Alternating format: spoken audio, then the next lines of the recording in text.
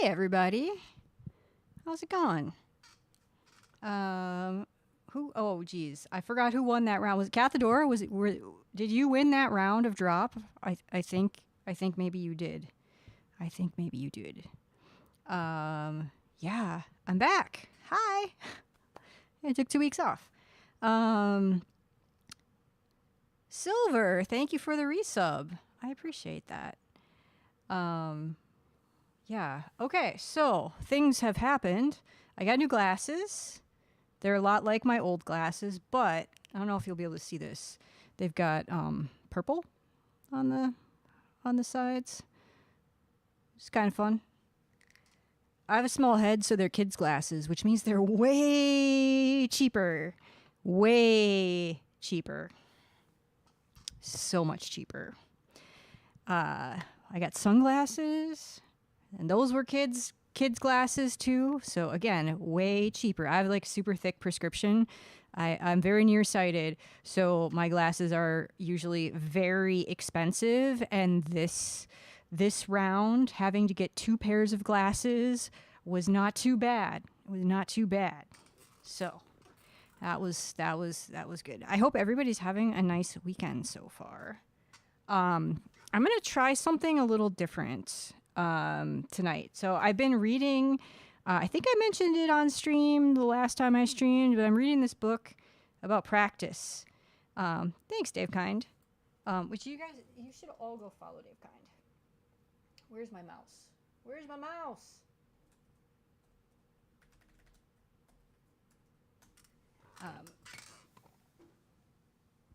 Just go do that. Yeah, so I've been reading this book about practice, and actually I watched. So the book actually came out of. I'm gonna forget the name of the book now, because it's been a minute since I have picked it up. But like maybe a week or two. But one of the things that. So the author had done a series of videos and like a series of talks, like academic presentations. And so I watched one of those, and then the book came out of the academic presentations. And so anyway, I watched one of the presentations that was a part of the book I hadn't gotten to yet.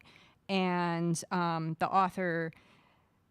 The book is about using cognitive science to practice more effectively. She's a violist, I think. She's either a violinist or a violist. And isn't a cognitive scientist, but took a lot of like advanced level like neuroscience. Like I think maybe has a master's or something.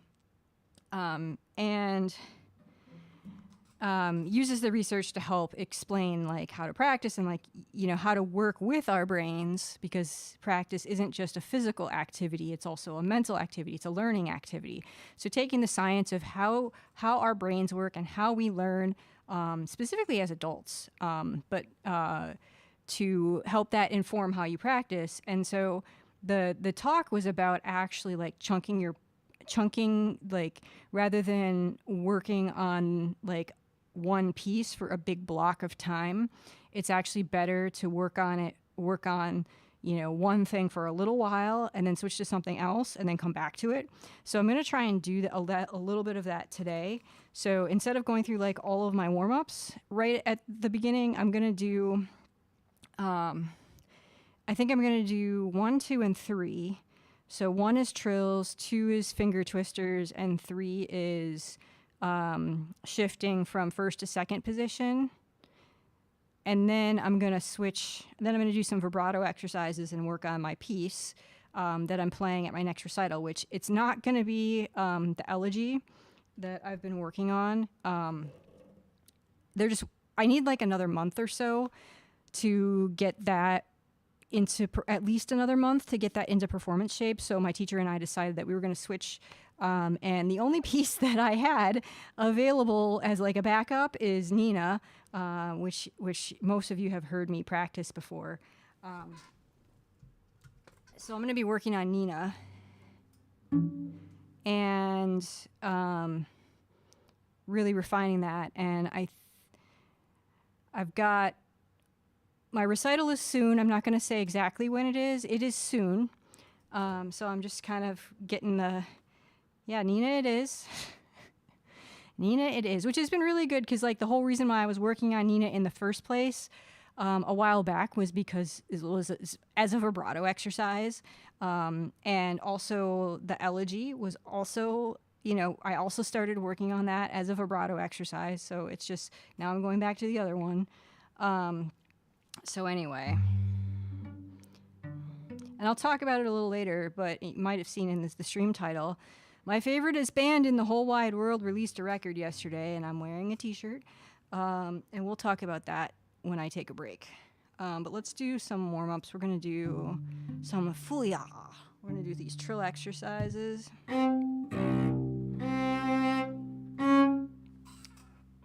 So we're going to do these in second position. I'm going to have the metronome going.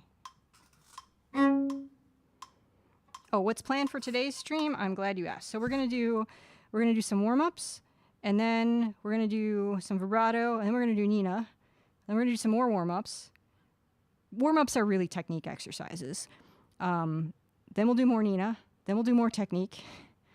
And then we might switch to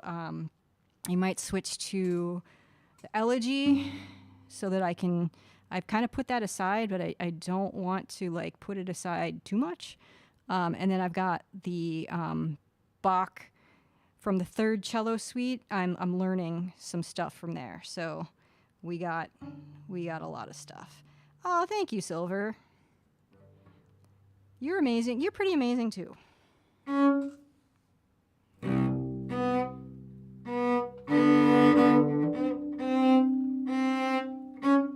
Okay, so let me turn this metronome back on.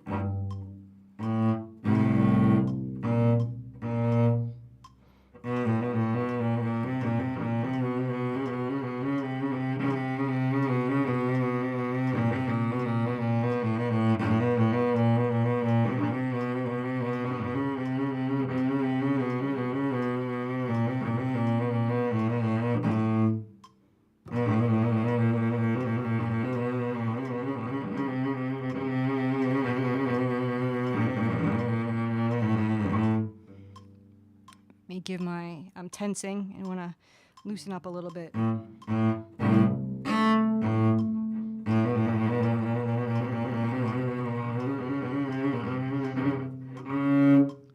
Let's do that again.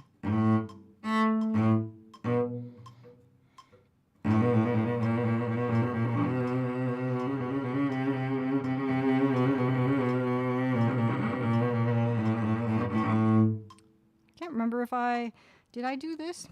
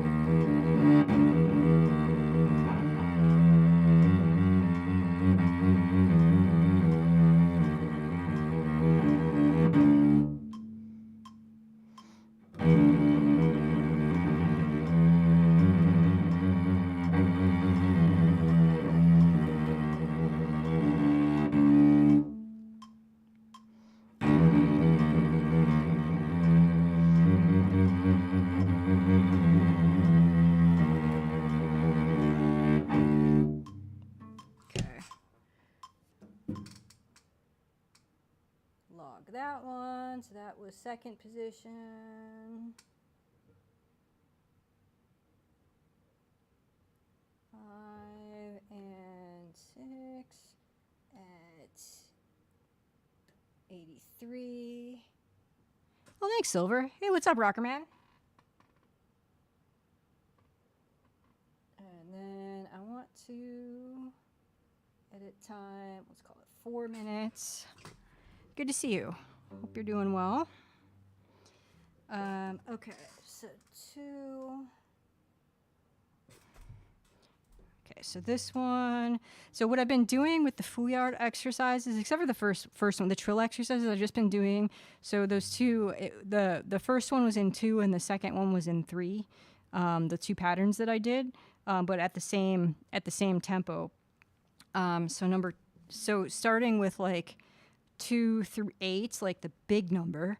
Because there's like it's like a chapter, right? Like, so this is big number 2, and then it's got and then there are 31 variations, and I think I did number 31 last night. So we start back at 1. Oh, thank you, Rockerman. And I'm glad to hear you're doing well. Okay, so we're gonna go back to 1. 31 was weird. Well, we might do 1 and 2.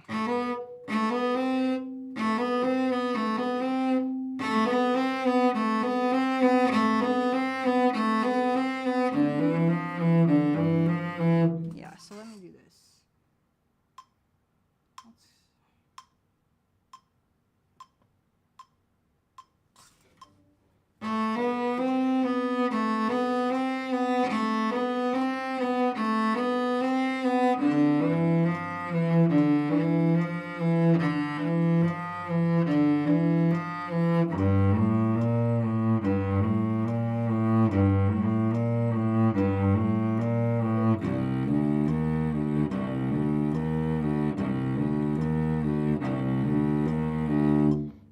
Let's do 2. So this is written in quarter notes, and then like all the other ones that I do are in either triplets or in 16th notes. But this one's in quarter notes, so it feels very painfully slow to me.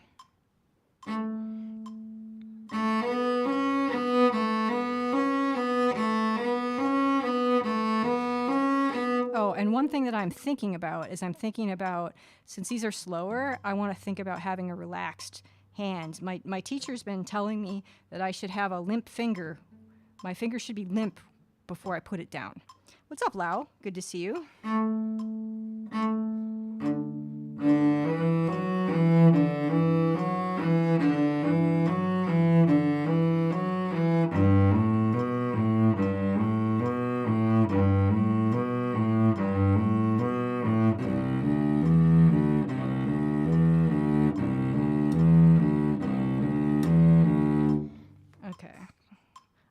I could do 1 more, but let's stop. Okay, so that was 1 and 2.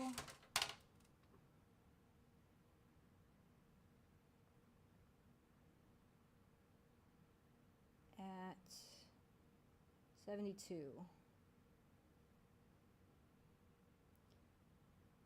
Okay, and then let's do 3 here.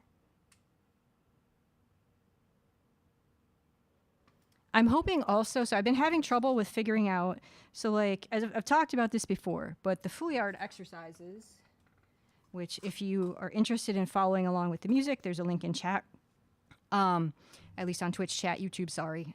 I don't have the bot fully set up on YouTube. Like in theory it's set up, but I don't have all the commands over there.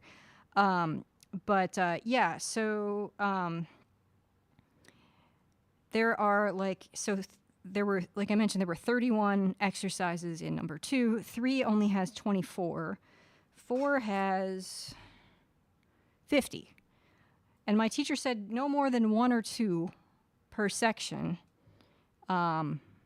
each day. So so I've been kind of struggling with, I'm going through them sequentially now. Except I'm maybe not entirely following his advice to the letter, because when you have 50, like, and with the idea that like within about a month I should be able to get through all of them, but I only practice 6 days a week, not 7 days a week. So it's a whole thing. It's like there's a lot of combinations, and I want to make sure that I do them, that I don't neglect things. But yeah, anyway, so it's a thing I'm struggling with. Typo. Oh, I'll fix that later. Oh yeah, I see it. Now that you pointed it out, that's the only thing I see is the typo. Thank you, Lau. Let's fix it now. Let's just fix it now, because I have that window open. We will fix it now. Where are my commands? There's my commands.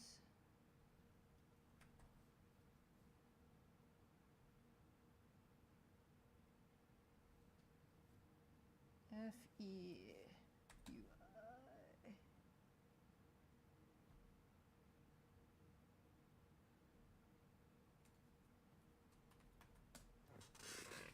There we go. Much better. Okay. So anyway, I've been struggling with like figuring out, like doing all the things. There's a lot of, I'm a little overwhelmed by the amount of things that need to be done and how to break them up and whatever. So anyway, I think going back to the book that I'm reading about practice, I think maybe chunking the Feuillard into, and like chunking my practice into like smaller segments in terms of the things that I'm working on might help. But it still doesn't help with the problem of there's only so many hours in the day, and I can't do warm-ups for 2 hours every day because I can barely practice for 2 hours every day. Like I don't usually practice for 2 hours every day. I usually hit like at least an hour on the clock. So like on the stopwatch, not just, so like if I take a break, that doesn't count. So that's fine, but like, yeah, I'm not a professional cellist. I can't just practice all day and whatever. Okay, so 3. We're on to, okay, so I got all the way through on 3 now, so we're gonna go back to 1.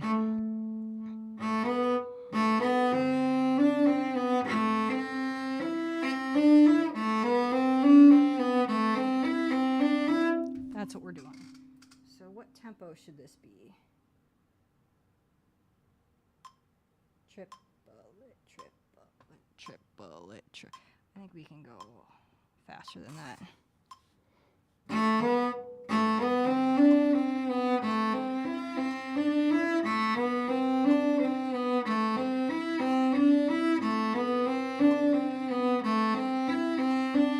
can go faster than that. I don't want to go too fast, but see. Oh, Lau, yeah, you got your cello back.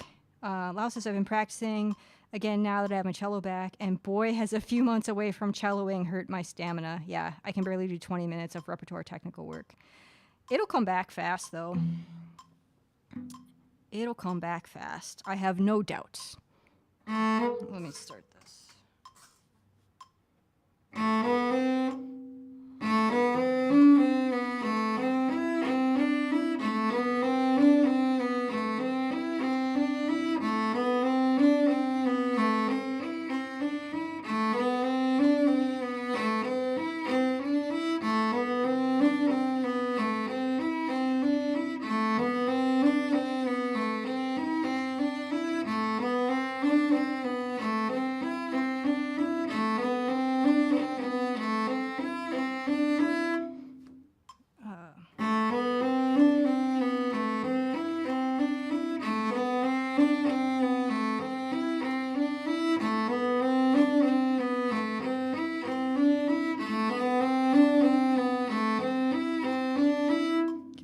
Good enough. We'll write this down. So that was 1 at 63. Not cat, at. There are no cats in America, and the streets are paved with cheese. Okay, let's do 4, and then we'll take a break. Number 4. See, Rockerman says, could you do a Skype thing and practice with the other musicians so it's not so daunting? It would be logistically challenging to coordinate from like a schedule perspective. And then like, I don't know how that would work with audio and stuff like that. I think it's just a matter of finding a way to break things up that works for me. So I think it's just a matter of some trial and error. So that's what I'm doing right now. Okay, so 4. So we need to do 20 and 44. So 20 is this.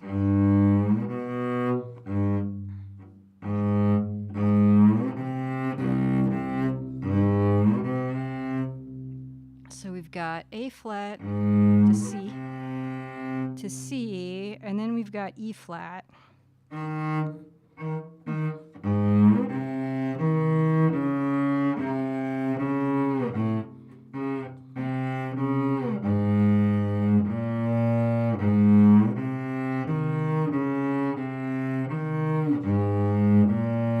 Okay, so those are the notes.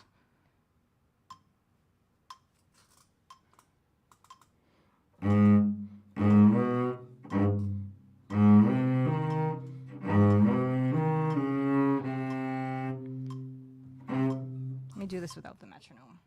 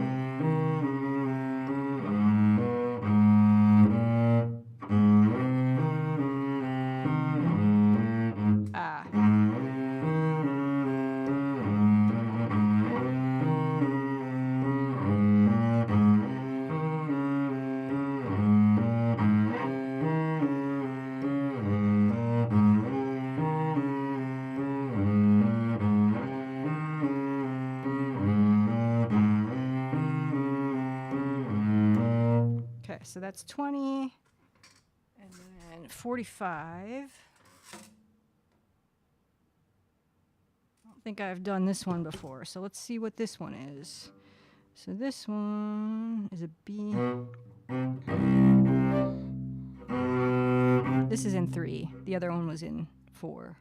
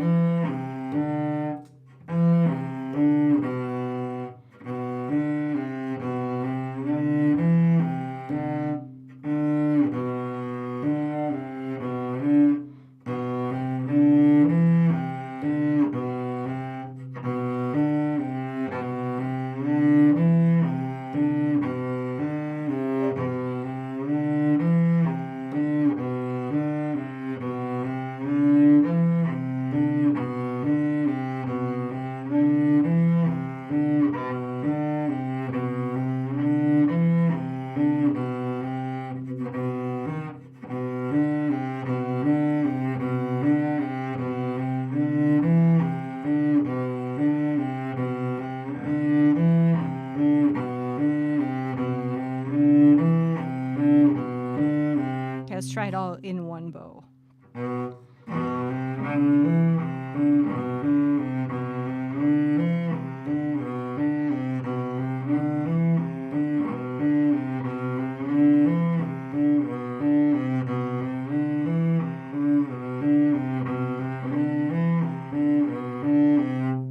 Okay, not too bad. So we did 20 and 45.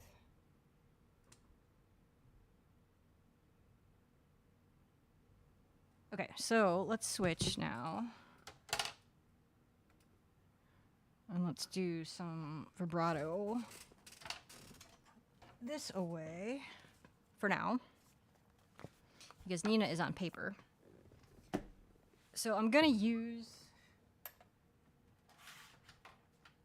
the notes in Nina as like just a form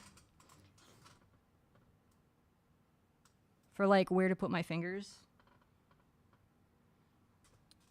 Let's see.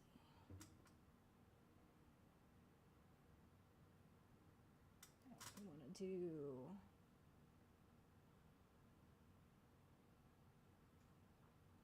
Let's do this. Well.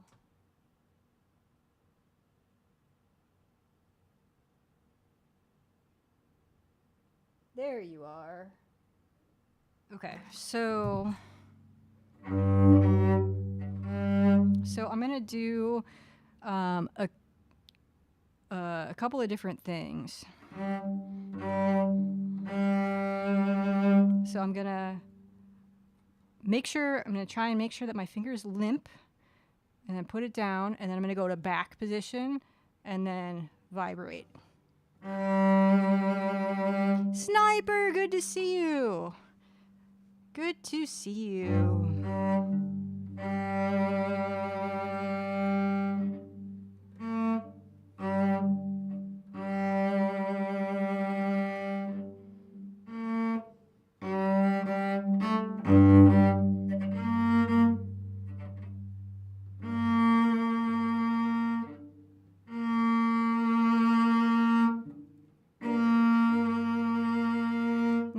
So I have OBS right here.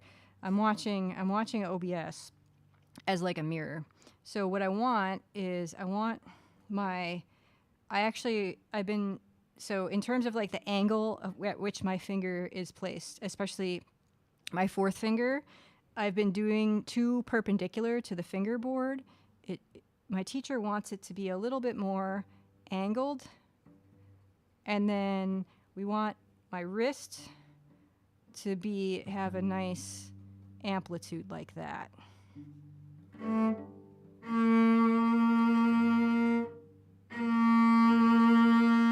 this has been a really good exercise for me of late.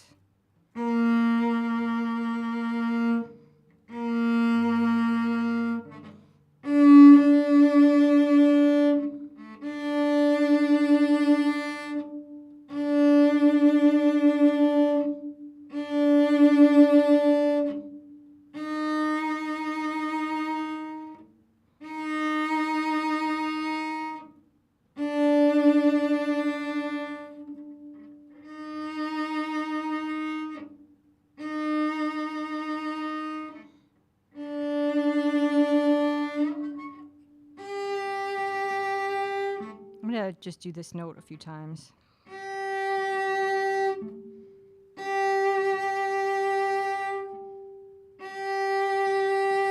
See, Lau says, yeah, most of my romantic vibrato tends to be from a pretty far angle back like that. Yeah, it makes a difference.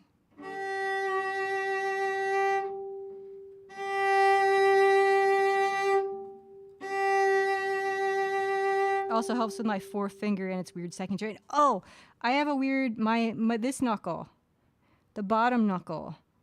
You see that? It locks. So you can sometimes, I don't know if you can see it on camera, but like it'll lock and it's very annoying. Like very, very annoying. Very annoying.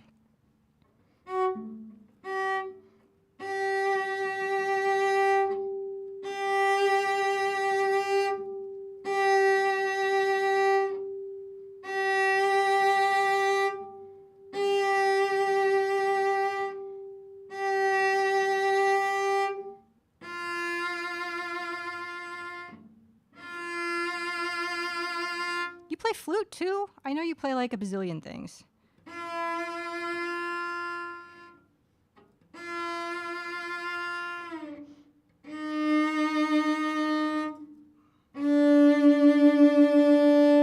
Okay, so we did that. Now we're gonna do some rotations. So that's gonna be, I'm gonna actually like kind of play the piece, but I'm gonna roll my shoulder, and I'm gonna move my elbow like that while I'm playing. And it's really hard, and it's very hard to do that, but I'm gonna try.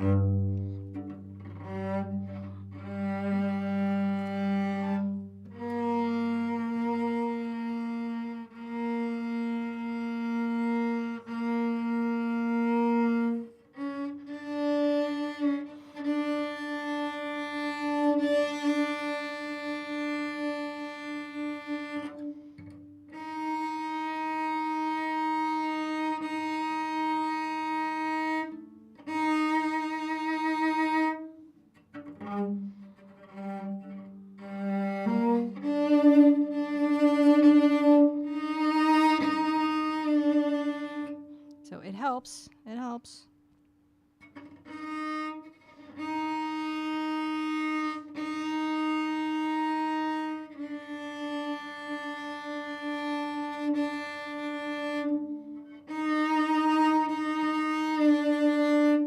Lau says, I usually consider cello primary, flute and voice secondary, but almost all self-taught on both. Then I dabble in whatever instruments I can get my grubby little hands on. Nice. Very nice. So let's do this intro phrase.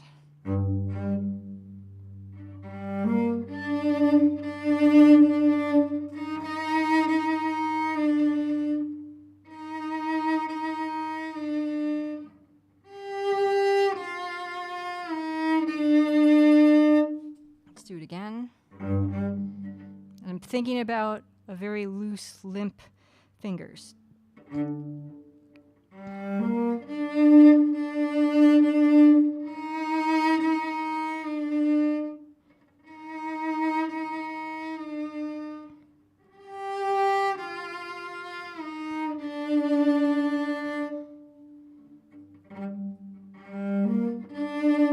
This needs to be louder.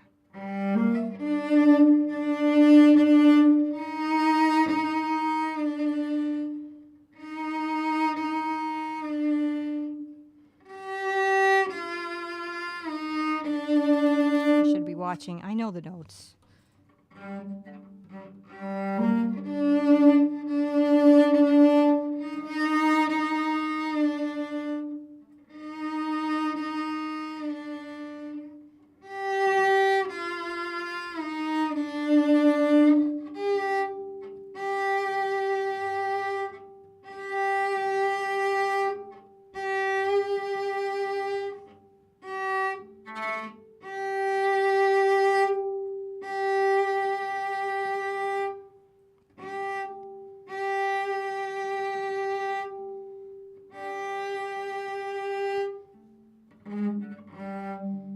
This note has to be really, like, the more I can vibrate with my fourth finger here, the better.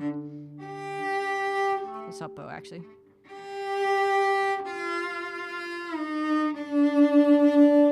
Because it's a gut punch. It's a slow, sad song. This is a gut punch note. Do you hear me punching you in the gut? It kind of, not as much as I would like.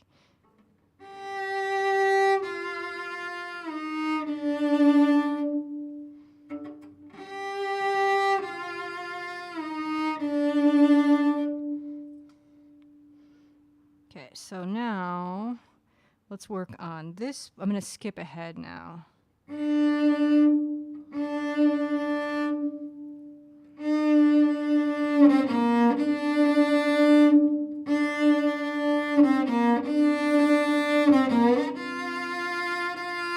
That should be a fourth finger. Yes, it's killing me. Oh, good. Good, rocker. That's the entire. I don't mean to hurt you. It's just, it's just what the music does. It's one of those notes where you really ring it out crystal clear to a combination of bow work, perfect intonation, and sympathetic resonance from the cello and other strings. Yeah.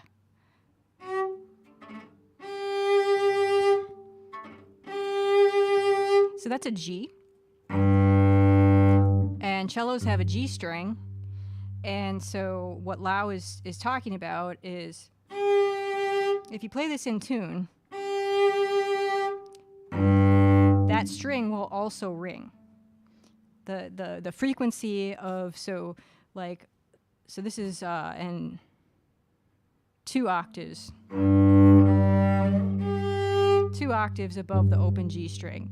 So it's in the frequency range where it's the sympathetic vibrations that Lau was talking about.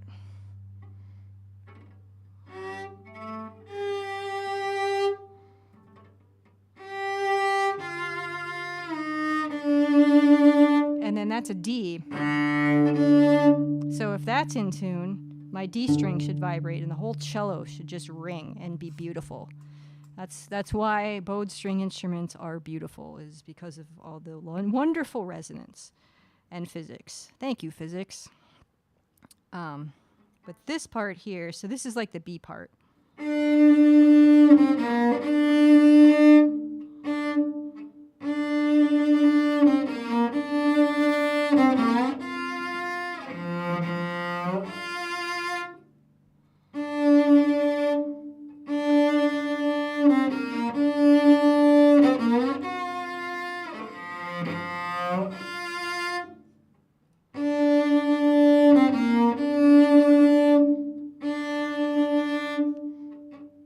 This 4th finger, it's really on this D, it's really hard to vibrate.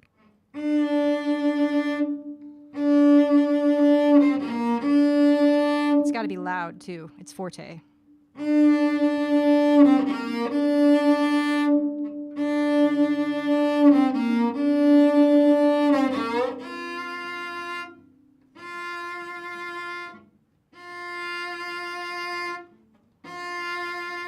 That one's got to be a nice, the more that I can get my wrist to move, the better. And the cleaner my bow is, the better.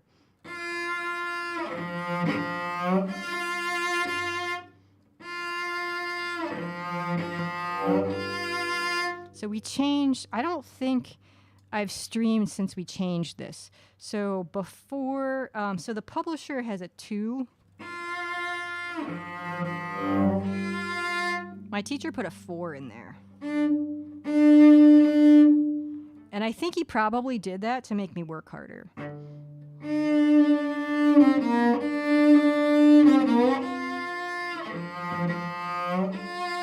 But also the shift is shorter.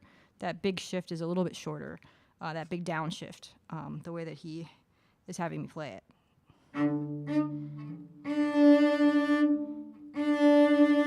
Let's do some rotations.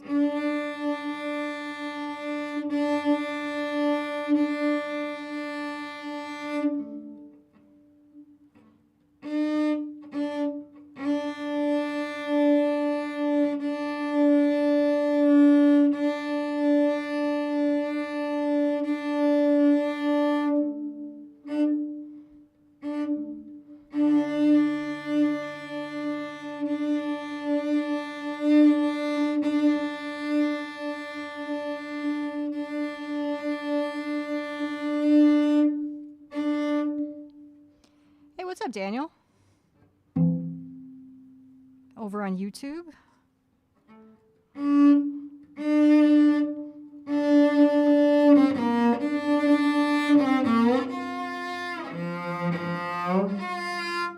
It's 4, 1, 2.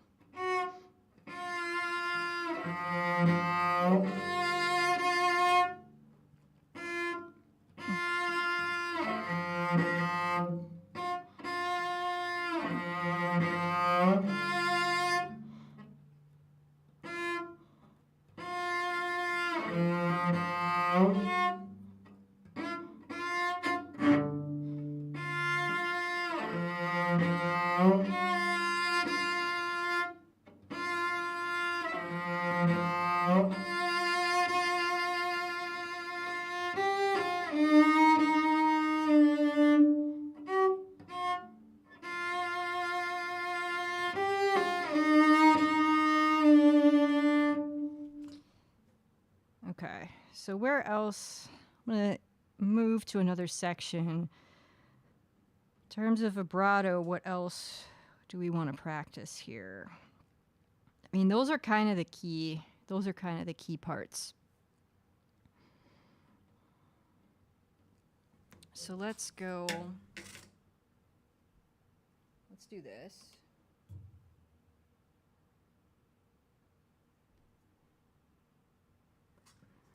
Okay, so let me, actually, I'm gonna get my vibrating metronome out because I want to practice some rhythms.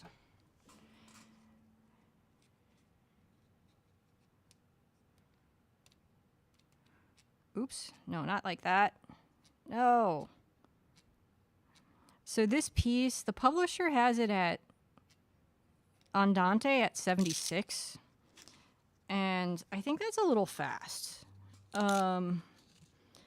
It's definitely a little fast. Like, I can play, in terms of my vibrato, I'm better able to get the vibrato going if the piece is a little bit slower, because as the piece is faster, I tend to tense up. So if I can get it, obviously I need to be able to play it at, you know, whatever tempo and not tense up, but I think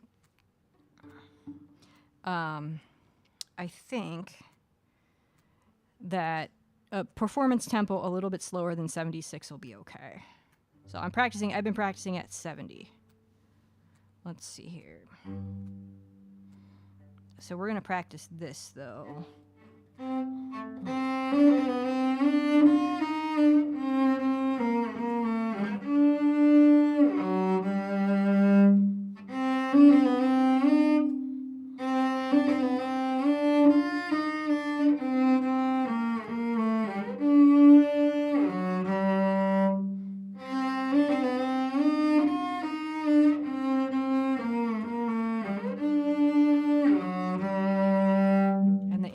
Is not always spot on.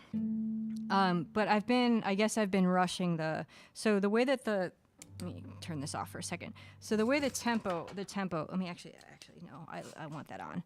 So the notes go, da, da, da, let's see, T, triple a T, T, T, triple a T, T, triple a T, T, T, T, T, T, T, T, ah.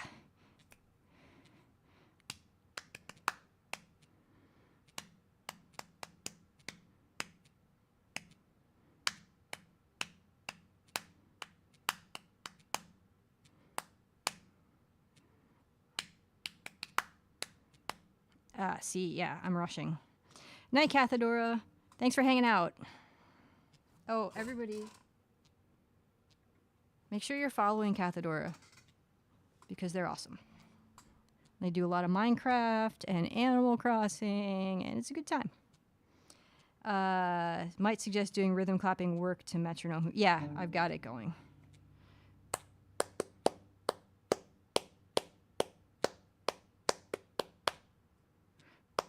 That was right.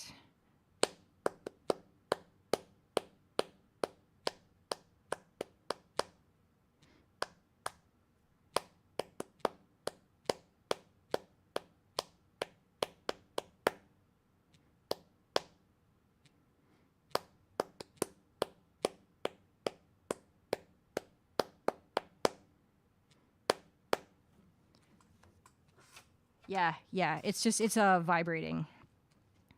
I don't have the bleep bloop running right now. I've been trying. I try and switch. You can see it. I try and switch back and forth between an audible metronome and then this one to just like get a different way of like feeling, or a different way of like aligning to the pulse, if you will. Okay,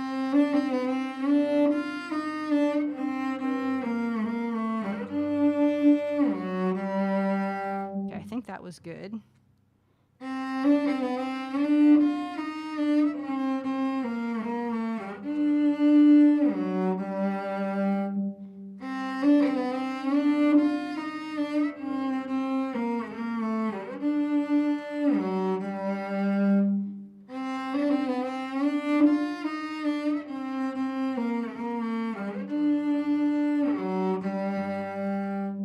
So there are vocal versions of this, and my teacher had me listen to somebody with a long Russian name, Dmitri something. I have it written down, but I don't remember what his last name is. And then there's also a Pavarotti version, among others. And anyway, the sung version, it's those are ahs. The triplets are ahs. So it goes ah.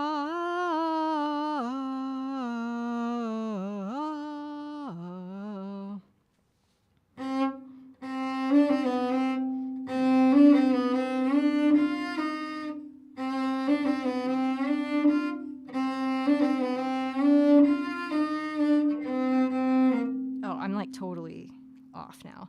Night Sniper, thanks for hanging out. It's good to see you. And I hope you're well. And thanks for the well wishes on the recital.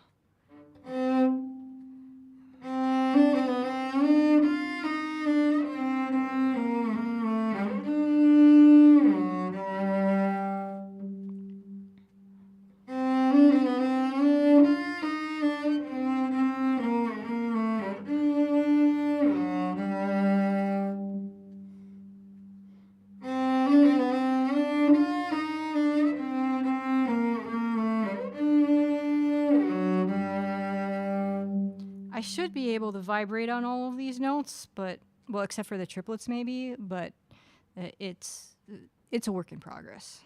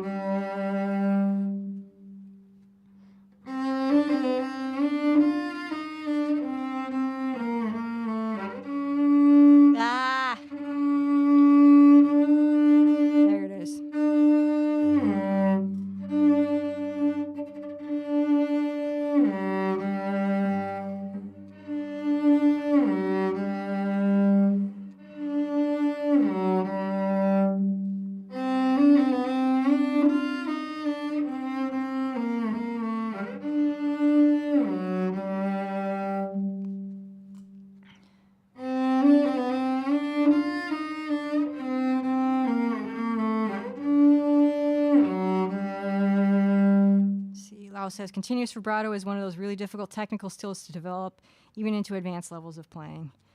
Yeah, well, that makes me feel a little bit better. Thank you.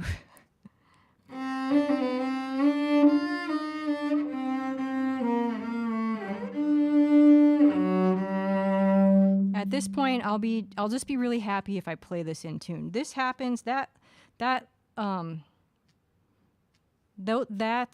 those two measures, well, 2 measures plus 1 note, appear 1, 2,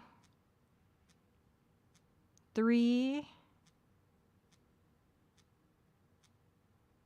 times, and once is in a repeat, so it's, wait, no, just 3. Yeah, once is there's a repeat, so it appears 4 times, so I can't screw that up. Or you could look at it as I have 4 chances to get it right. As the case may be. Let's see. Lao says, also, fun story. I have in the past tried to vibrate so violently that I managed to vibrate my left hand right off the fingerboard. I could see that happening. It was on a crescendo. I tried to crescendo the vibrato a little too much. That makes sense to me. I could see that. I could see that being a problem.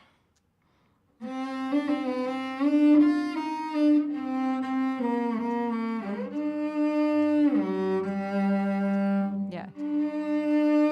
That D needs to be in tune.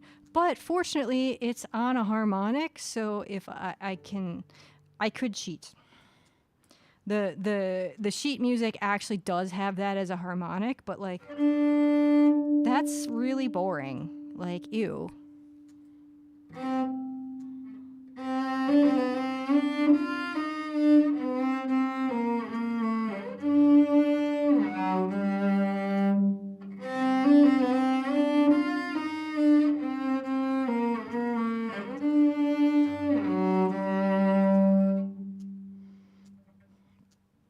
Okay, so let's do this whole first part.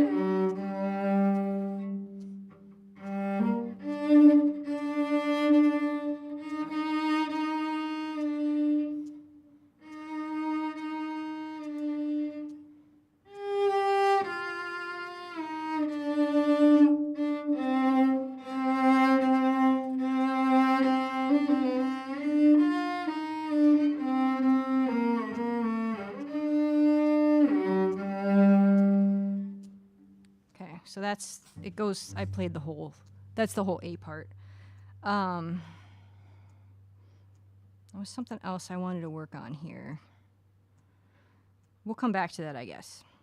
Okay, so this, I've been working on this for 10 minutes. Let's pause. Let's go back to Feuillard. Do some shifting. And then we'll come back to this. I don't know how I feel about this chunking thing. I feel like I get into the groove and then I don't want to change. I don't want to switch. But we will do that. If it helps me remember better, we will do that. Okay, so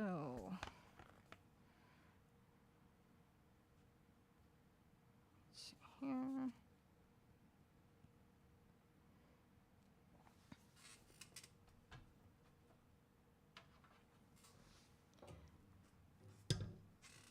And then what are we on here? So I've been doing 3 from section 5 because section 5 has 52. Oh wait, that's 6. 63 exercises because this is going into 4th position, and so we have to go from first position to 4th position, 2nd position to 4th position, and 3rd position to 4th position, and that's a lot. So where are we? We're at 15. You are bass clef, right? Yeah, you're bass clef. I haven't looked at the text, but it's definitely a sad song.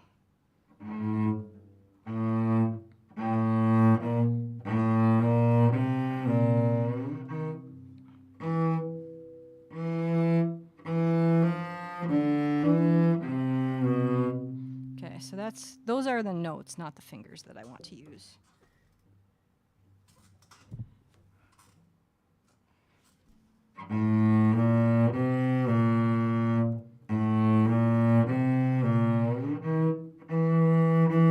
What's up, Keldon? So wait, that's, yeah, E, F.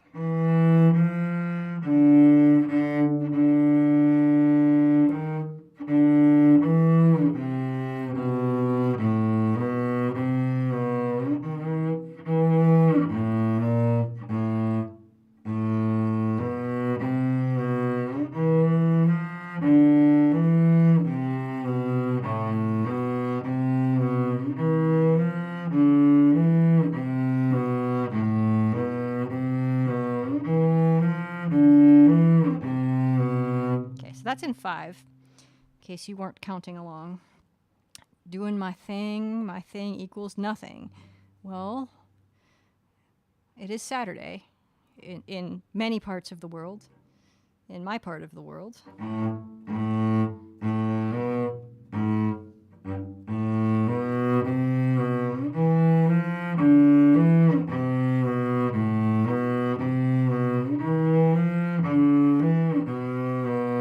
What's up, Nivex? Let's see if we can do this. Let's see here.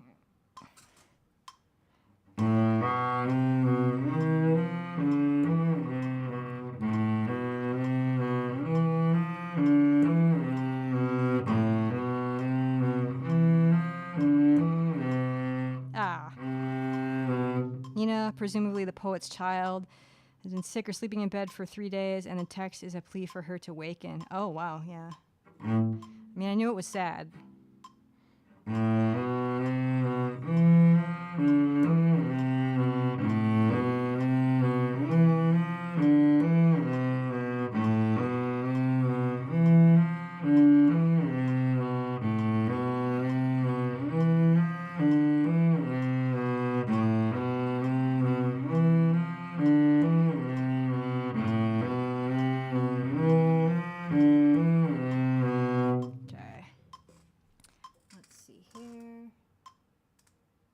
That's 15.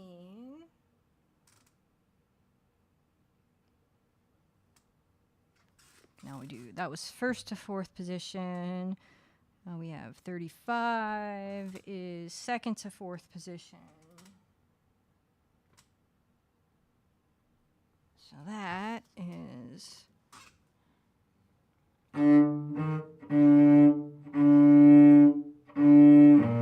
No, that's...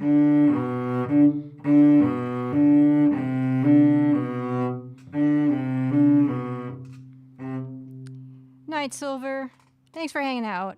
It's always wonderful to see you. I hope you have a nice rest of your weekend. Let's see here.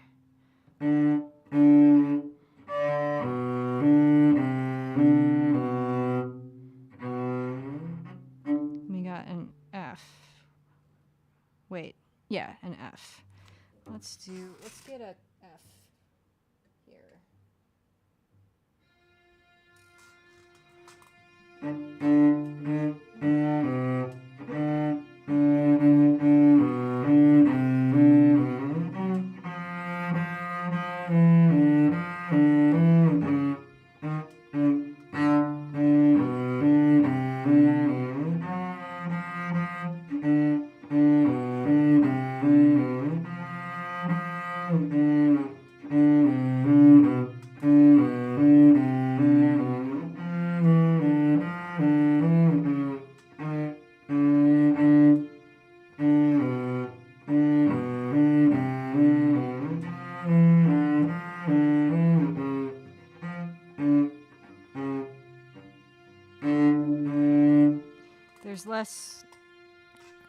There's less distance than I think there is.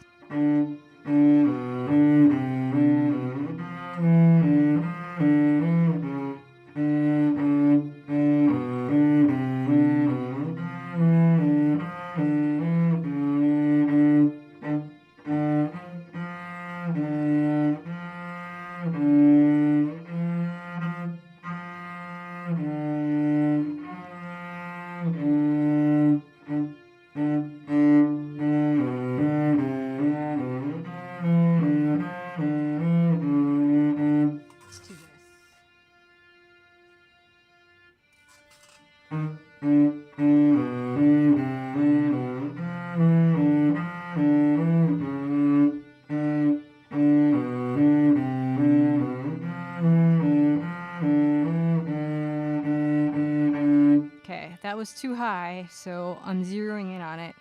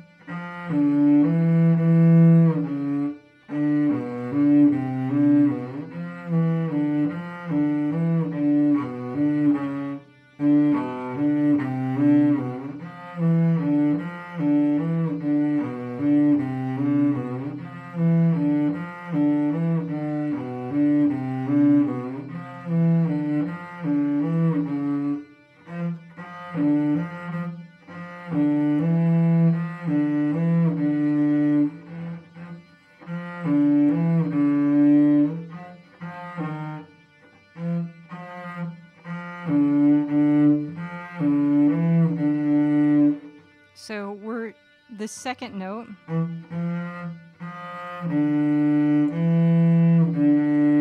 is what I'm shifting down to.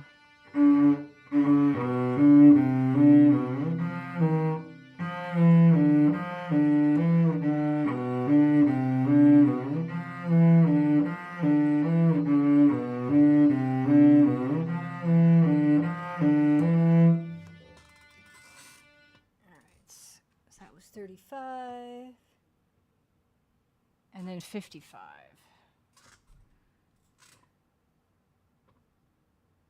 Okay, so this is in bass clef. And this one is, okay, so we got E flat.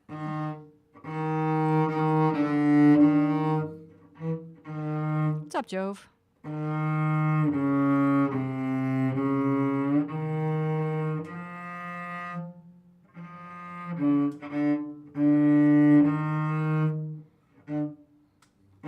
Let's get an E flat.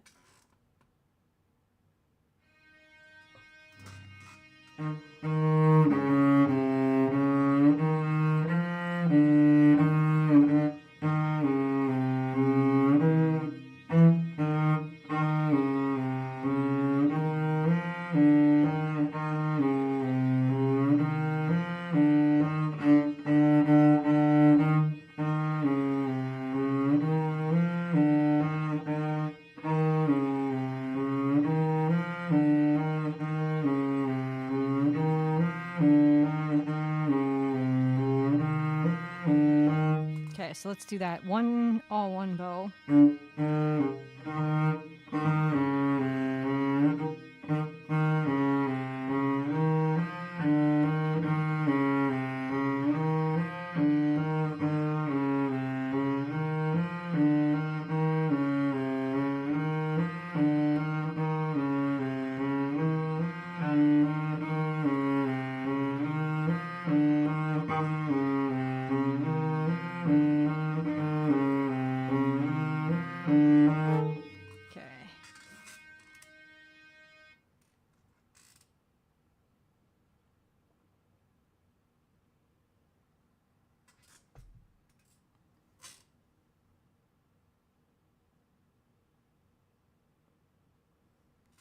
Okay, let's go back to Nina.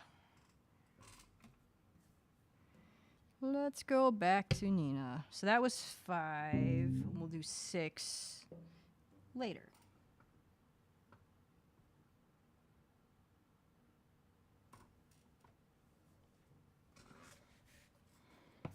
So again, for Jove and anybody else that just got here, what I'm doing is I'm doing smaller chunks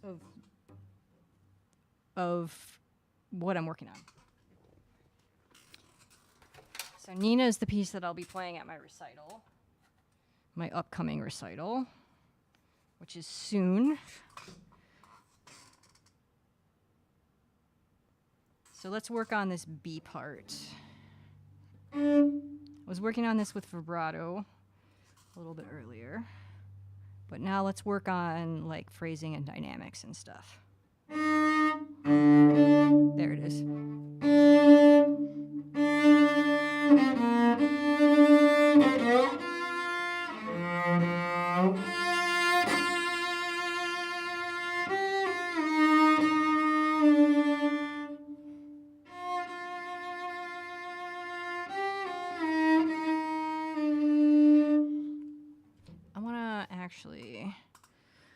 I would like just put this away. Just put this away, but I would like a drone.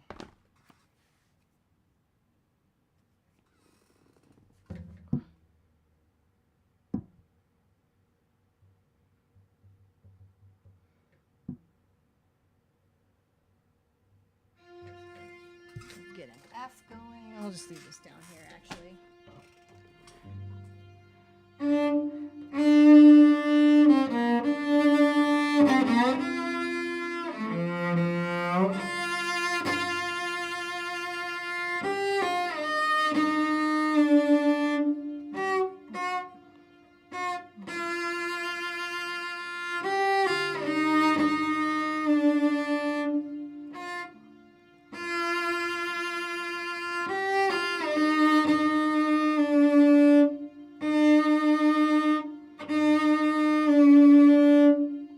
Lau says, Sonia isn't too hard for me to sight read on voice. Yeah, it's not like, the notes aren't hard.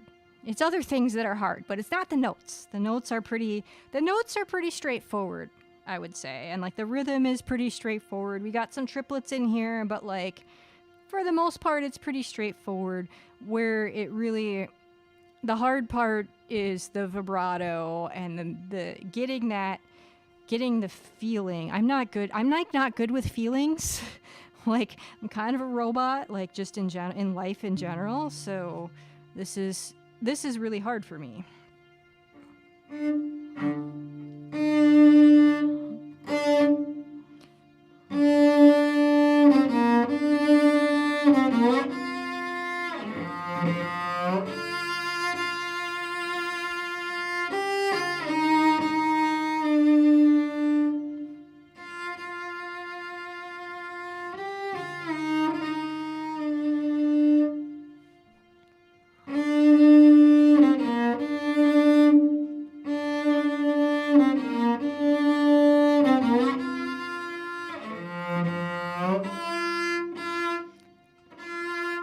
That was flat.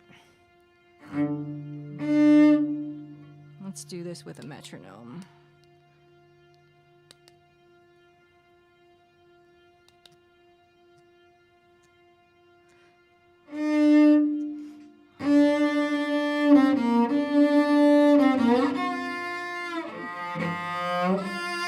I need to really dig in with my bow.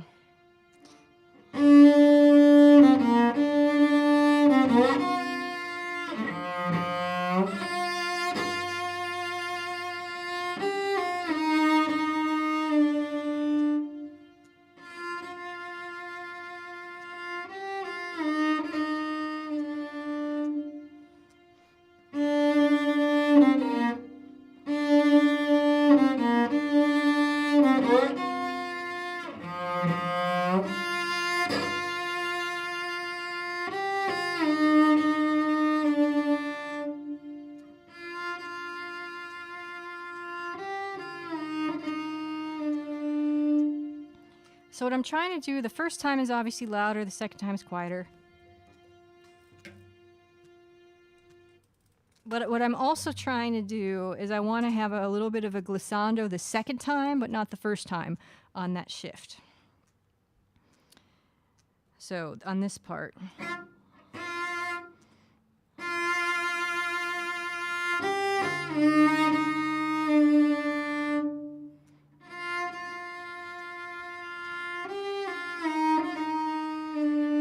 So they're a little bit different, right? But it's really hard when you're playing loud to not glissando, and when you're playing quieter, it's a little bit easier to go either way, right? So let's see. Lau says something I'd immediately want to work on to perform this would be how I want to perform the rhythms, like the stuff. The triplets I think need to be pretty loose for a song like this, yeah. And I'm not loose. I don't think singing the rhythm strictly makes for the most moving interpretation. No, it doesn't. And if you listen to, let me look up. I have it written down here. The Dimitri, our singer. I'm not going to try and pronounce that. There's a lot of, in our lettering system, there's a whole lot of consonants altogether. Let's see here. It is.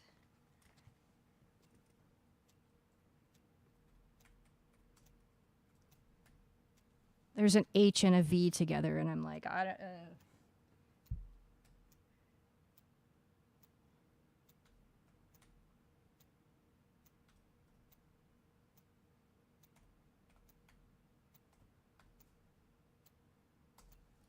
Oops. So Dimitri's version, as I said, there's also a Pavarotti version that was a little bit easier. It was easier for me to find quickly, so I was listening to that, the Pavarotti version, on the way to and from my cello lesson this week. But my teacher was really impressed by the Dimitri version. I mean, obviously the Pavarotti version is good too, but let's see. Yeah, so anyway, so if you listen to how both of those singers do it, you're right, it is very loose. And yes, that is a bit of a mouthful of a surname. Yes, I'm sure in Dimitri's primary language, it's not such a big deal. But when I don't know if he's Russian or what. I mean, definitely that part of the world.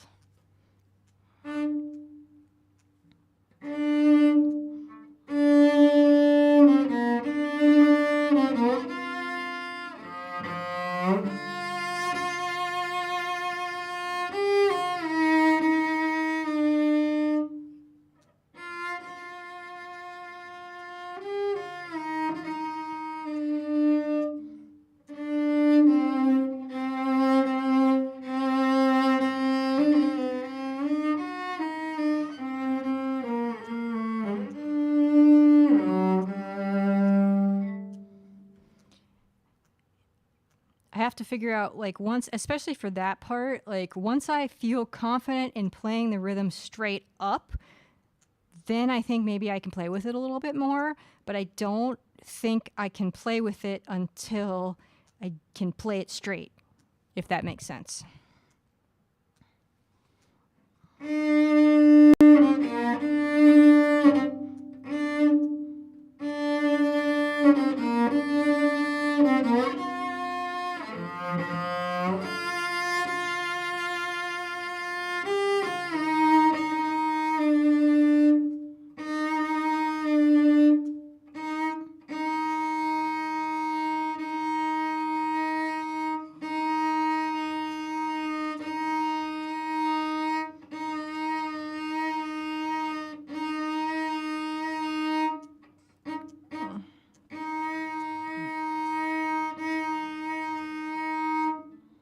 I'm isolating each joint, or trying to anyway.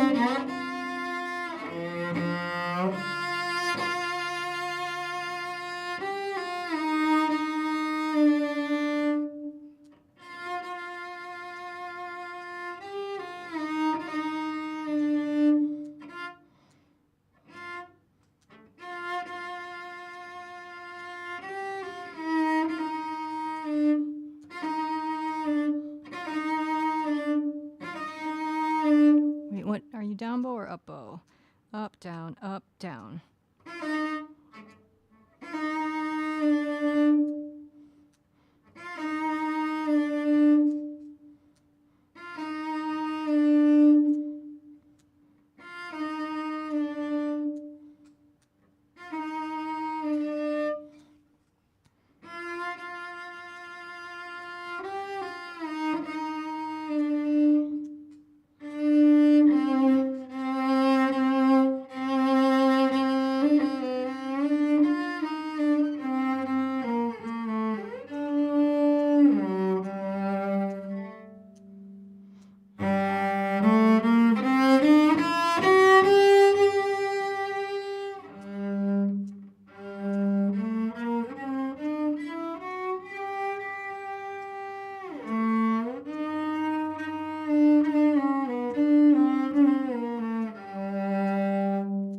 So this part here, let me turn this off for a bit. I don't want that distracting me, actually.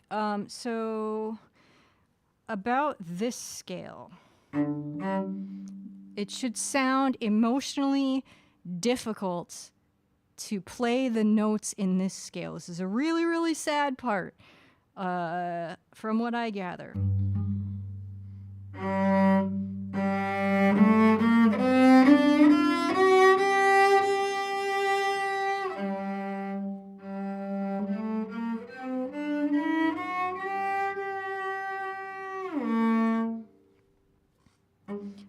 And I'm making it look too, like, not difficult. It needs to be more of a struggle. And I'm not entirely sure how to translate that. Like, I understand, that was what my teacher told me, and I understand what he's saying intellectually, But how to translate that to the cello is the hard part. That is the thing. That is the problem. That is the music problem that we're working on. See, Wake Up My Little Nina are the lyrics for both repetitions of that scale. Oh, okay.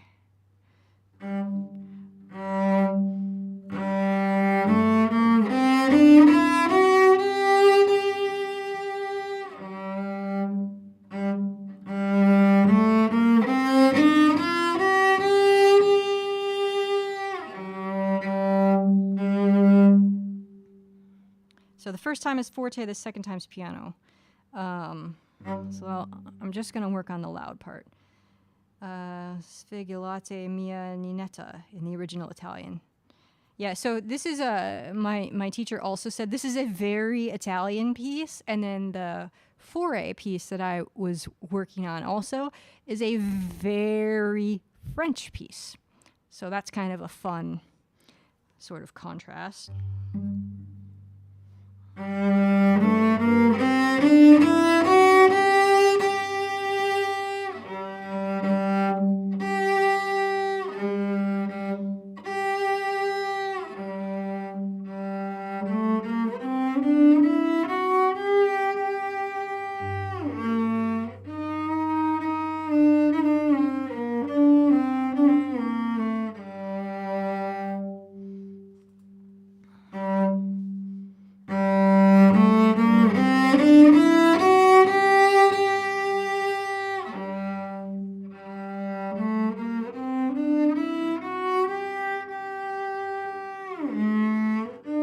So I think that was way flat. But I think maybe the way to do that is, like you're saying, Lau, to maybe play with the rhythm a little bit, because like to feel like maybe like you're climbing a hill, right? You're going good, you're climbing the hill, and then you're cresting the hill, and it's so hard. So hard.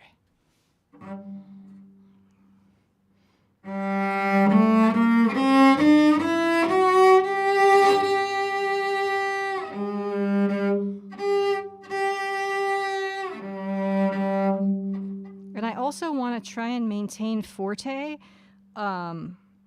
It's actually forte and there's a crescendo.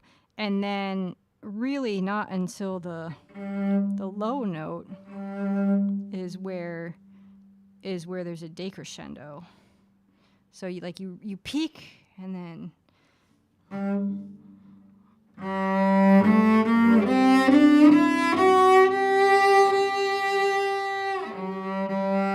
see, playing with the rhythm would be really powerful. I think also try to get a slightly grittier tone, slower, heavier bow closer to the bridge and the crescendo. Oh yeah, let's try that.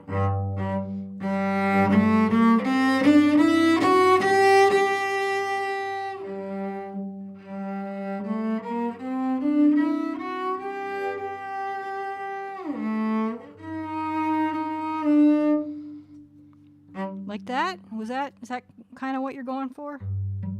I think I liked that better. I think I liked the suggestion. Thank you.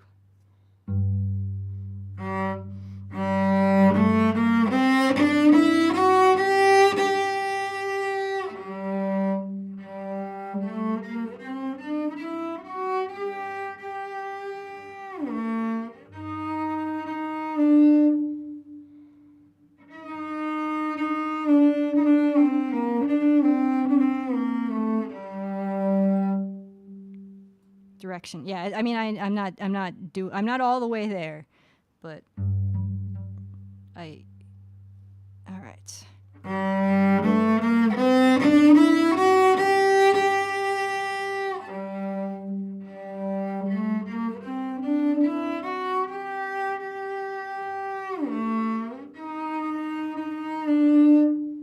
Takes practice like anything. Yeah, for sure.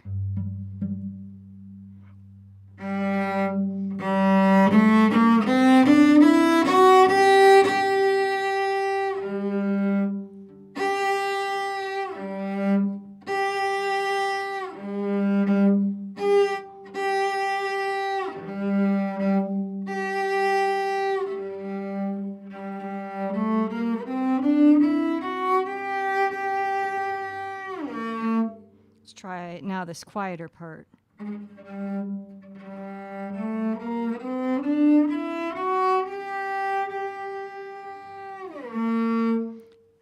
I need to go slower on that downshift. What's up, Daniel? We're playing a really slow, sad piece, and you just kick open the door. Where this poor child is like in a coma, and we're trying, and her poor father is by her bedside, trying, just hoping and praying that she will wake up from this coma, wake up from her slumber, and you just come in, kicking the door open. Anyway, hi Daniel. Go follow Daniel. He plays the guitar. Among other things. Send the Kool-Aid man to wake her up. Oh yeah. All right. You're so thoughtful. So thoughtful. Okay.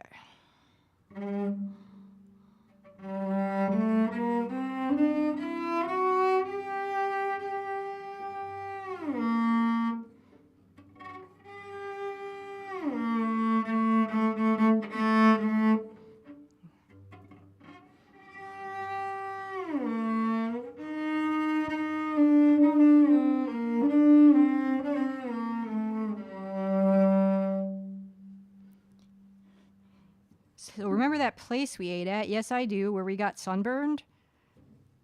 I was fangirling garbage, and I fangirled garbage in Danielstown, and we got lunch one day, and we got very sunburned. Very sunburned. It was cloudy out for a while, and then the sun came out, and we both should have had sunscreen on. Anyway, what about that place?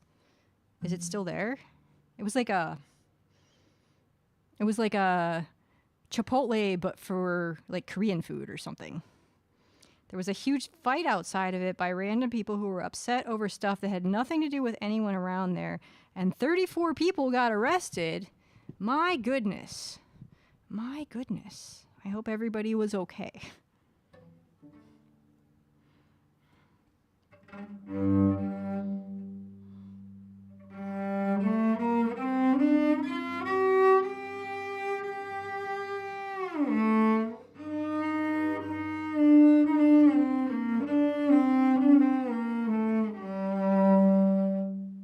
So another thing that I need to do is I keep my bow on the string too much, and that's not good.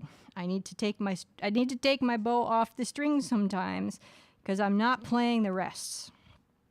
I'm not getting the bow off the string so that the cello can ring and all that stuff. It's very bad.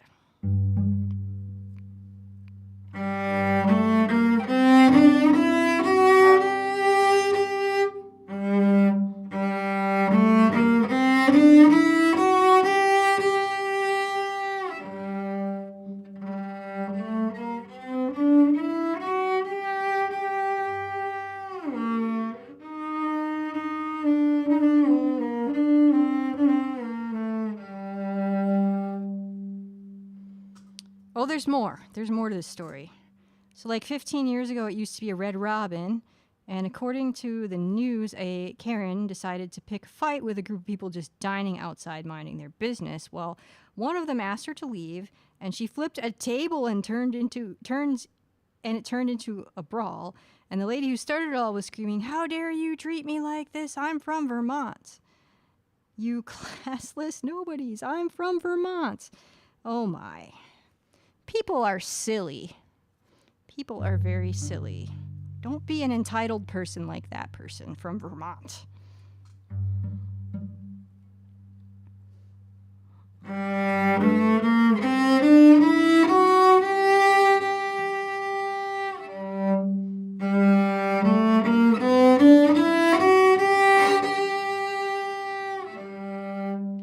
She was upset that the red robin had been gone for decades and that the diners were younger and laughing. Well, it's not nice to laugh, but I think she might have brought that upon herself from that description. Just from that description.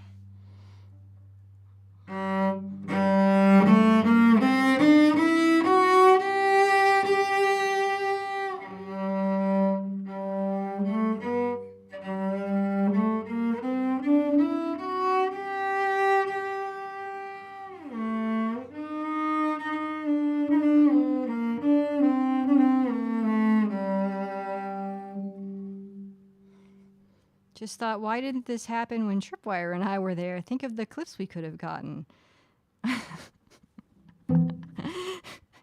Lau, you're hilarious. Let's see if I can keep. I'm gonna watch myself in OBS and not the music. So I'm pretty sure I have this memorized.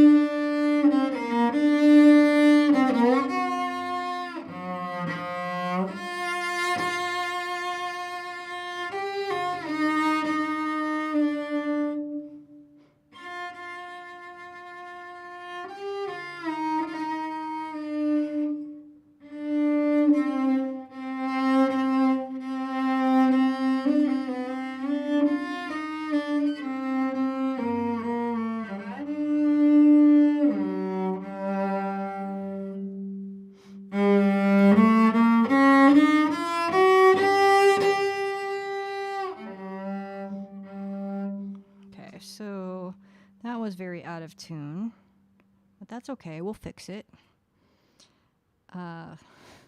When randomly a bank that went bankrupt in 2002 was turned into a bar. The vault is there. And now it's a violin shop with a vault. Oh, that's perfect. That's probably really handy for the violin shop. Though the people in there are extremely ignorant when it comes to music and instruments. Oh, that's too bad. And to be honest, they deal at all in fine instruments. The vault is maybe not the weirdest thing to have, yeah.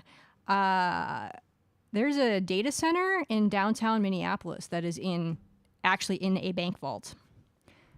I did some business in that data center for work. It's pretty cool, actually. The door, like, because you could, like, they have a picture of they did. I actually don't know if the data center is still there. I assume it is, but like they have on their website, like, what a selling point for a data center. Like a nice secure data center is like physical security. We're in a bank vault, so come and get it. Let's see. Daniel says, I went there to look at other violins as the one I got temp fixed isn't holding pitch again and it's not worth putting any more money into it. I explained what I was looking for and the clerk kept saying, gotcha. Well, we also have ukes. You should really get a uke or get a violin and a uke. Ukes are fun. That's interesting. I'm from the Midwest, so interesting can mean many things. I'll leave it to you to interpret what that. Tell them I hate ukes, and all the ones you have here are $20 cheap Chinese garbage made from plywood. Burn! What's up, Mythic Scotty? Good to see you. Okay, let's start this. Let's do this whole B part passage.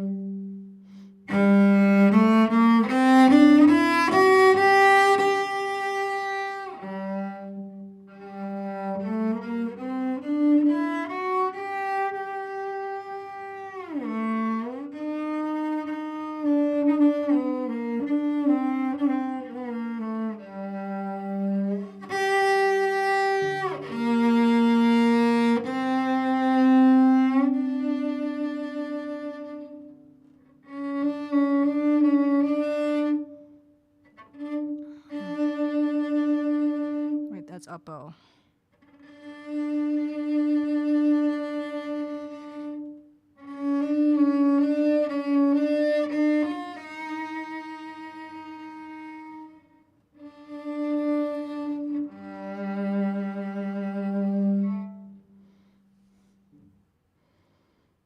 See, Daniel says they also had the fabled Amazon neon green violin, but marked it up to $260. It's $50 on Amazon. Don't buy violins on Amazon. Like, don't buy anything on Amazon, but like, especially don't buy a violin or a viola or a cello. Like, don't buy a bowed string instrument specifically on Amazon. Go to your local string shop and buy it there. And if you don't have a local string shop, then Fiddler Shop does online business and they know what they're doing. There's other places. Just don't do it. You will get yourself a violin-shaped instrument or a violin-shaped object and not a violin. Anyway, Daniel, you came in with all of the stories today. So while I was browsing, I felt so bad for a cello teacher in the back. I heard him talking to some parent and saying, I never say this, but you need to find a new thing for your child to do. He hates cello. He showed me how he had stuffed peanut butter inside the F-holes to ruin the instrument, and today he kicked the bridge off of it. Oh my. I mean, yeah, don't force, if the kid isn't, like, is hating it, like, you know, maybe you try something else. Let's see, Lau says, speaking of string instrument things, I've started talking to a local woodworker about making a custom Bach-style cello stand. Very excited. That sounds pretty cool. Also planning on getting a nice polycarbonate case to replace my cheap styrofoam case that's falling apart on me. Nice. Nice. Daniel says, I found out they make a living by renting instruments to 12 high schools around the area. Well, I mean, that's, you know... so, like, rental instruments are, like, that's important. That's an important service to provide. Like, I rented my violin. I rented for 2 years. And then when I got to a full-size violin, we bought one. But the shop that worked with all the schools in my school district was, like, pretty good. Like, when I'm at home, I will purposely go to that shop. Like they do orchestra and band and guitars and like they're local and they're good. I try and buy things from there. And I rented my cello. I rented a cello for 2 years as well. It's too expensive to buy. And especially with violin and like with bowed string instruments in particular, like you grow like they make small ones. So like with band instruments, like it's just a saxophone. Alto sax is an alto sax, and that's why a lot of times band starts a little bit later than orchestra does for like in schools because kids are a little bit bigger. They wait until they're a little bigger and they're big enough to like actually be able to, you know, use like an alto sax because they only come in one size. But you get like teeny tiny little violins for the teeny tiny little people. And yeah, so like I started with a half size violin and then I moved up to 3/4 and then I moved up to a full size in 3 years. So that's another reason why people rent. Okay, what were we working on? Oh, this ending. Let's start from here. Let's start from the loud part.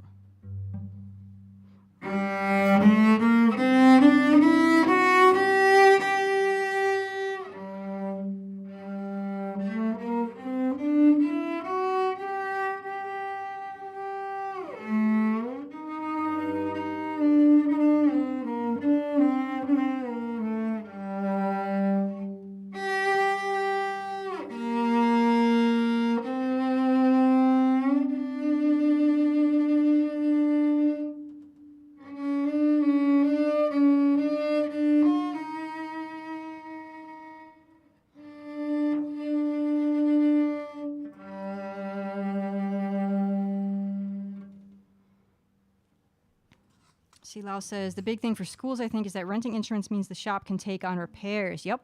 And the risk involved there as part of the rental contract instead of the school needing to do so separately. Yeah. And then, like, it's good for, it's often, if the store is good, then it's better for the kids and the parents or their guardians to, like, be able to just, like, here's your instrument. Like, I need your strings or, you know, whatever. Like, my kid broke their fiberglass bow playing fencing with their stand partner, and oops. Yes, that is a thing that does happen. I have seen it happen. I have witnessed it. See, Daniel says, my former band teachers have told me that overall new music students are way, way down from 6 years ago. I mean, it makes sense, mostly because of the insane prices now for student models. And I mean, like, music, at least in the US, like, where I went to school, so we could start orchestra in 4th grade. We could start band in 5th grade, and we had small group lessons of like 4 people during the school day once a week. So like a half-hour lesson with 4 people during the school day. We got to go get out of class and go to like violin lesson or whatever. And then the district like had a, you know, my violin teacher in 5th and 6th grade, my 4th grade teacher, he left. He moved. But anyway, so my violin teacher from elementary school was the high school orchestra director. So like all of the middle and high school orchestra directors would teach lessons at the elementary school, so they were full-time employees. And then they all, of course, had other like gig work. Like my teacher plays with the Milwaukee Ballet, for example. And, you know, so they all had their other gigs, but they were full-time employees, like full-time teachers. And I think in orchestra, even when I was there, like we're talking 30 years ago now, was on the chopping block from a budgetary perspective. And so we had our small group lessons, and then we had orchestra as like an extracurricular activity, like one night a week. And it was like it was all the kids from the elementary school that you went to that was at the middle school, and then the middle school that you were going to go to, and then everybody from the elementary schools would go there, and then we had concerts and stuff with the orchestra. And then when we got to middle school, we had, I think it was 3 days a week. We had orchestra 3 days a week, and then in high school it was every day. And they have since, you can't start until 6th grade now, and like the program's basically been decimated. So my teacher, my violin teacher from elementary school, and my high school orchestra director, and my middle school orchestra director, and some of the other orchestra directors from the district started a Suzuki school to fill the gap. But that's not great, because then, you know, I mean, it's good that it's important and good that there's that resource, and they try and keep the costs pretty low to get more students playing, but it's still like it's not free, you know, like with the school. Like we had to pay for the instrument rentals unless you played bass. If you played bass, you could I actually didn't learn this until a couple years ago with one of my friends that played bass.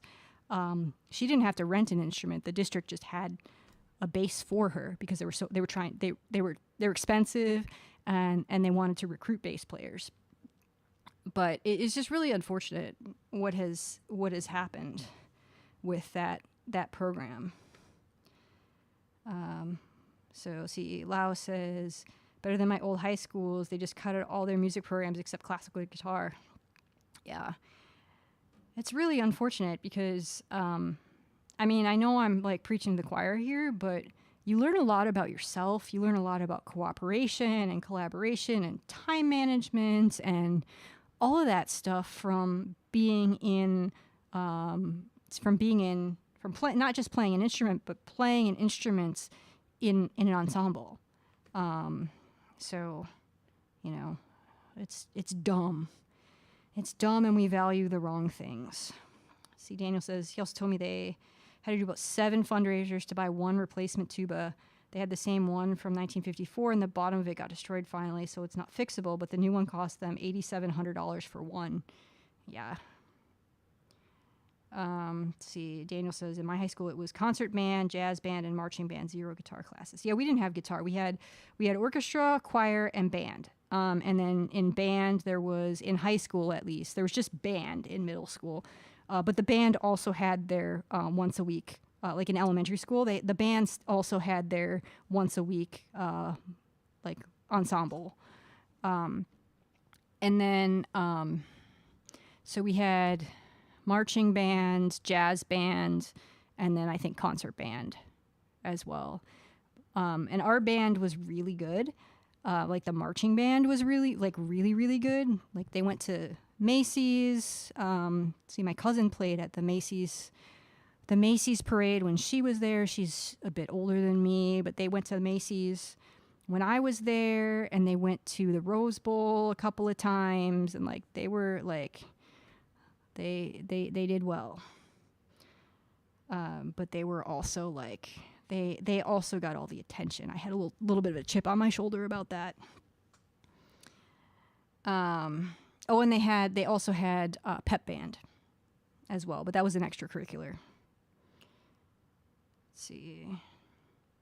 Daniel says one of the rich high schools has a full orchestra, a string philharmonic, multiple string quartets, a brass-only ensemble, and 3 levels of jazz bands. No marching band, as they call it, a waste of time.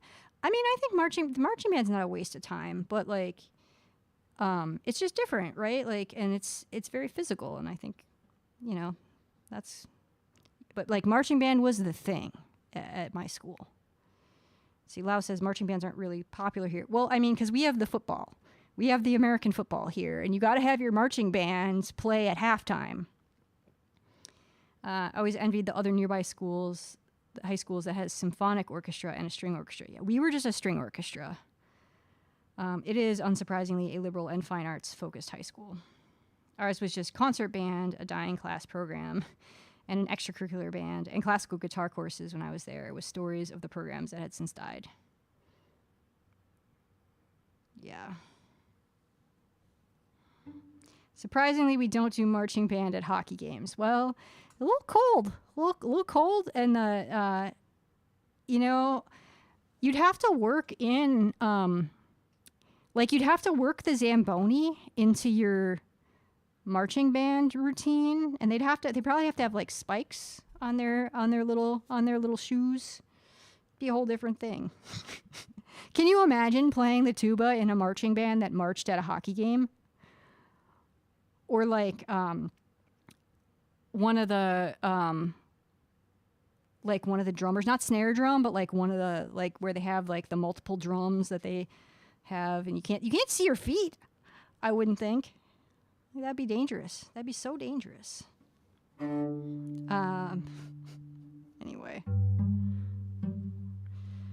What do we want to do? Well, let's just play this thing. Let's see how this thing sounds.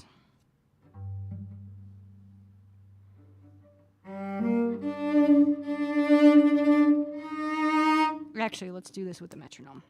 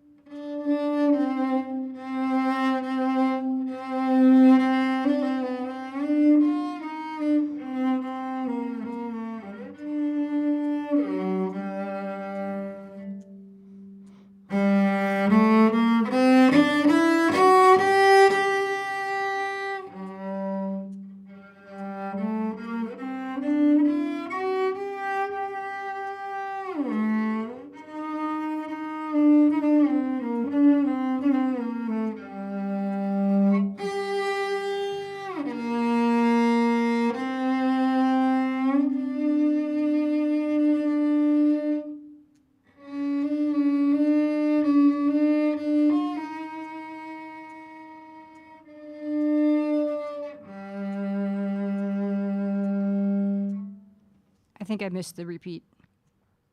I think. Maybe. Maybe not. Did I miss the repeat? I don't know. What? Keep me honest. Was anybody paying attention? Anybody know? Because I don't. Let's see here. Daniel says, in 1997, I worked a job at an ice rink, and one of our managers got fired and arrested on the job because of what she did on the Zamboni. She got frisky on the Zamboni with a coworker, and it turned on and rammed into the side loading dock door. It's very unsafe. Very, very unsafe. Leaving a 6-foot giant hole in it. She was fired because of that. And to make things better, she decided to sneak back up that night with some guys and literally rob the $12,000 that was in the safe. Only 3 people had the combination to it, to her and the 2 owners who were brothers. So when I came in, she arrested and screamed like a nut job. That's my Zamboni story. Oh. That's interesting. Very interesting. Okay. What else should we work on here? Let's take a break from, let's work on the ending a little bit and then we'll take a break. That escalated a lot farther than I expected. Daniel was the only one there, only there to run laser tag. So I'm going to turn this off because it gets very distracting to play the end with the metronome going. Because it's totally not in time, because it slows way down. So let's start here. Let's start at the loud part.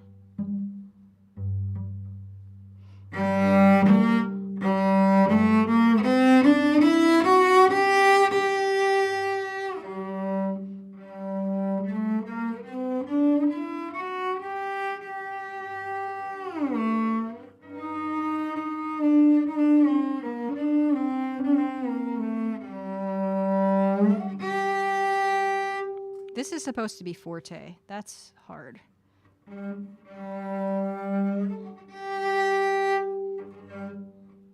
That's up bow.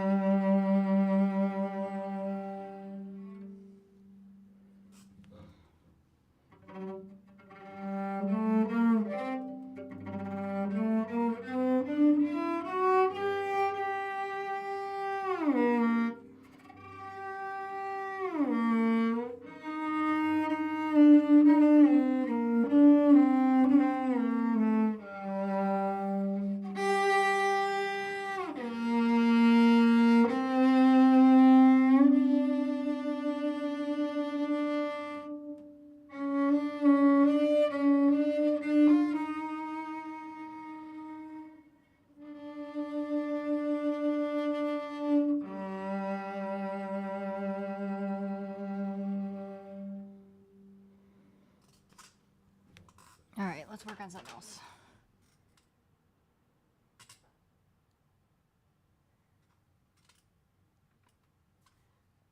What were we going to work on?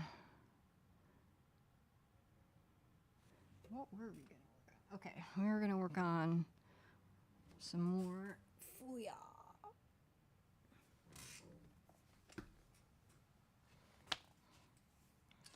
Let's see here. I feel like, so Nina, like, it'll be fine. Like, it'll be fine. It may not be good, but it'll be fine for the recital. It may not be, we can see what I can do in the last few days that I have left. To work on that. It's definitely getting better, and my vibrato's getting better.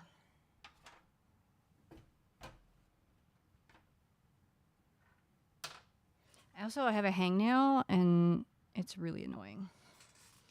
Super annoying. Okay, so for more shifting, 10, and so we have 11 and 25. So this one.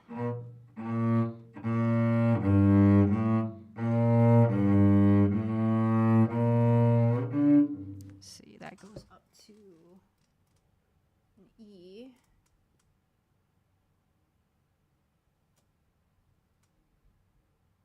Wait, what was that?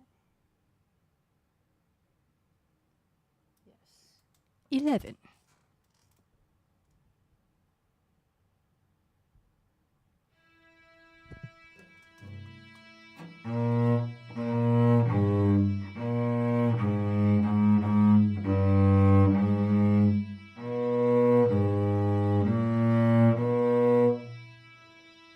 Wait a minute, wait.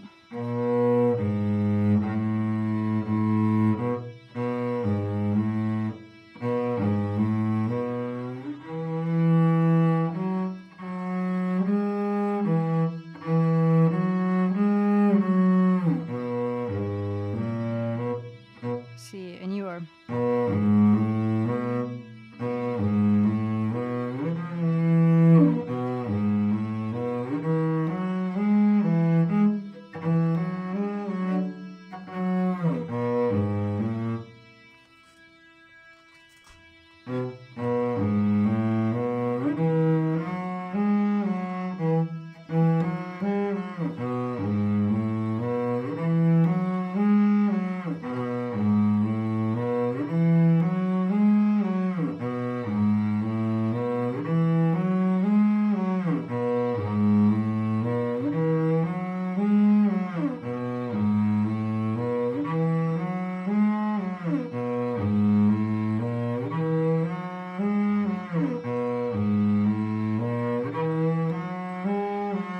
Okay, so let's do this one note, one bow.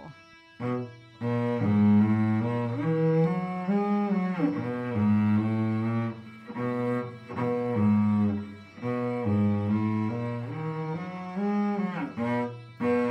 need to manage my bow better.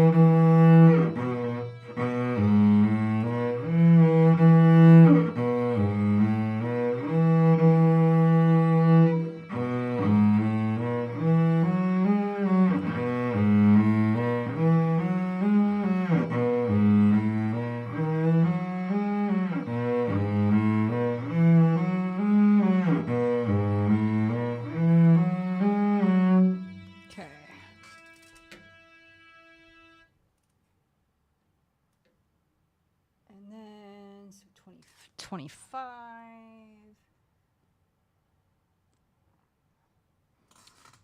So that one goes. This is in 5.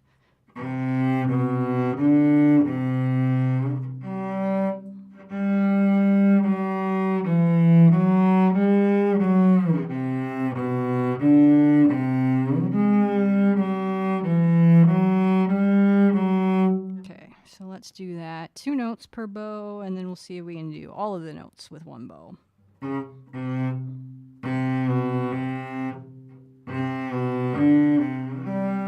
Wait.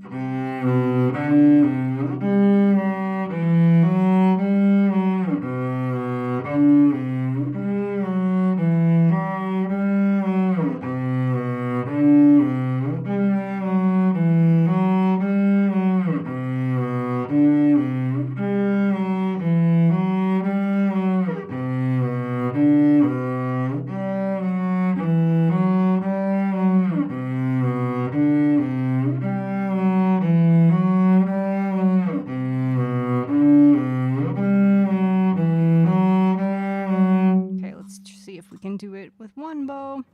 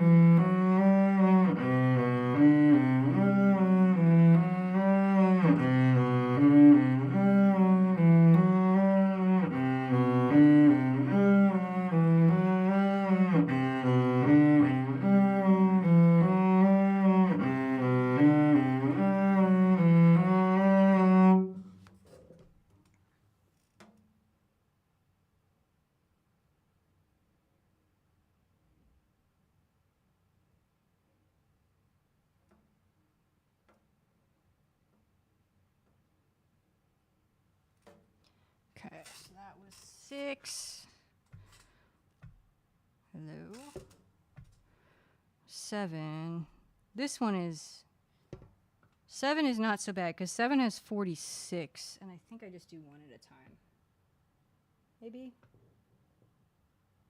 Oh, I do 2 at a time, but I'm doing them sequentially. So we're 23 and 24. And these are on the D string. This is 3rd position to 6th position.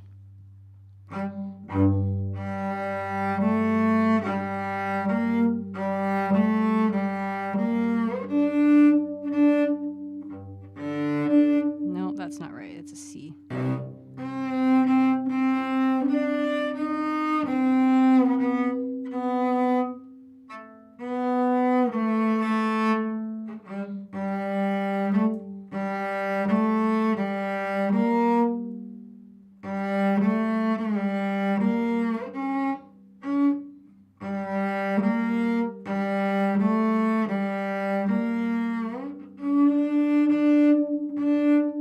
Too high. Let me get a C going.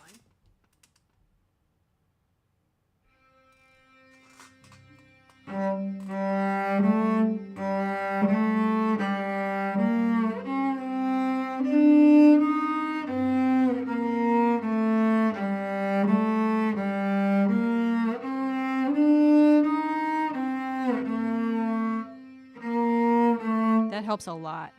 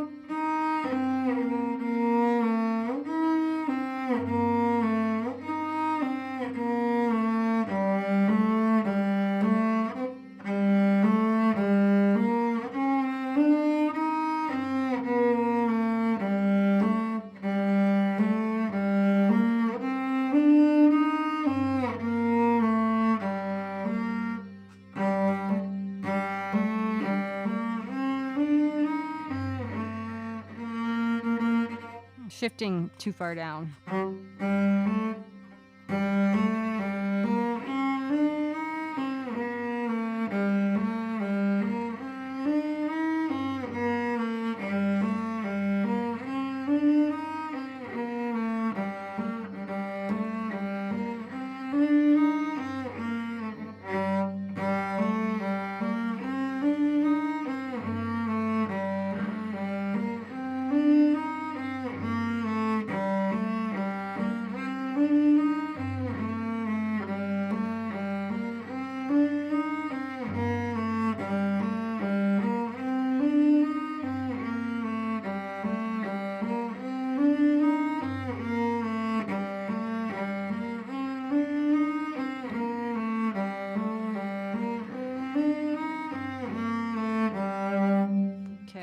24. Oh, I didn't start my clock. We'll call that 2 minutes.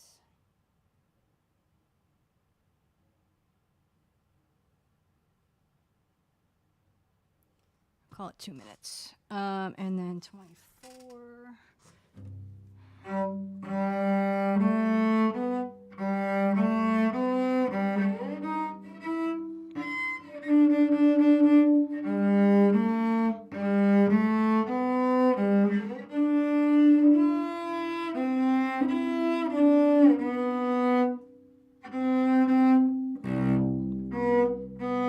That's a B.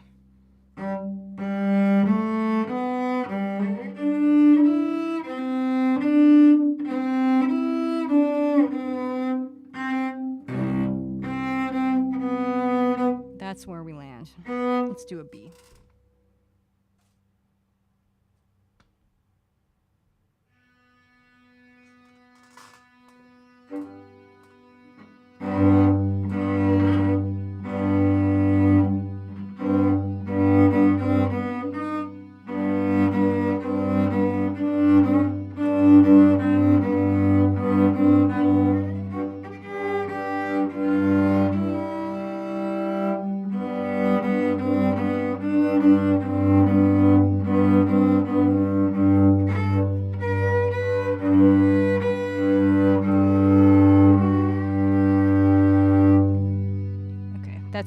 That's not this exercise.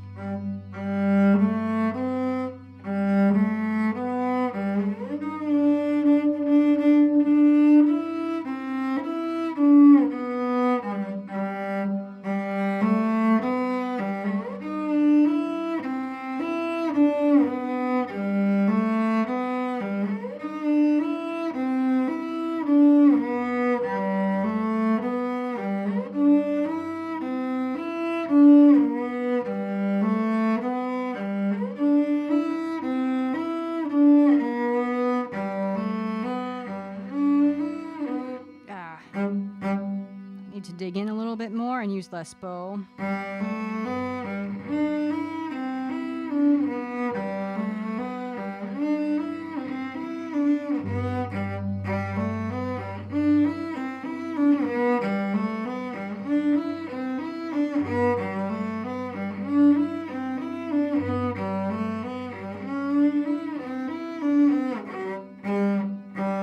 Welcome back, Rocker Man.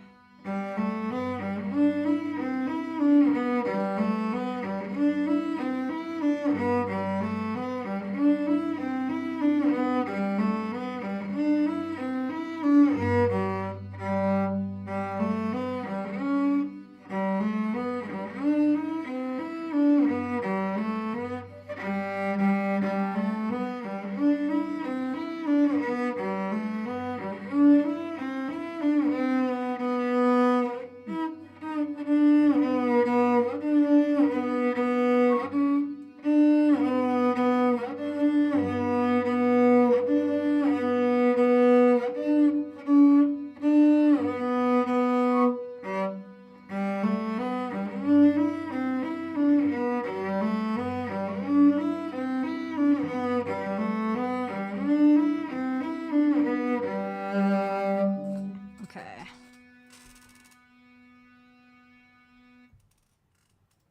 So that was 23 and 24.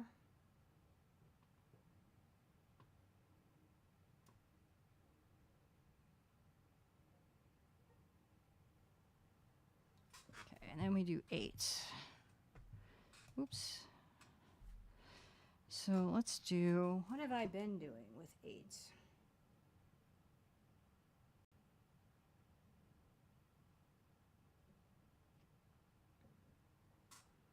Let's do this.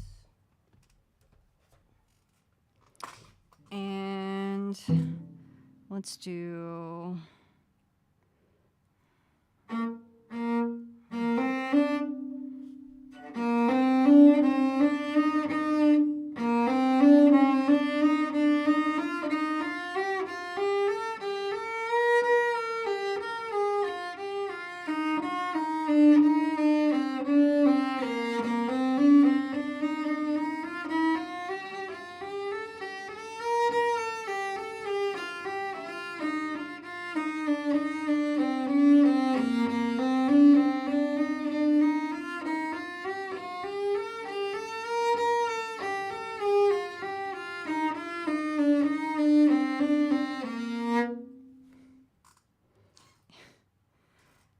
Let's see. Oh, Rockerman G-string jokes abound. They abound in the orchestra. It's so silly. Let's see here. So we're gonna do. So we're gonna do a different pattern. Let's do this one.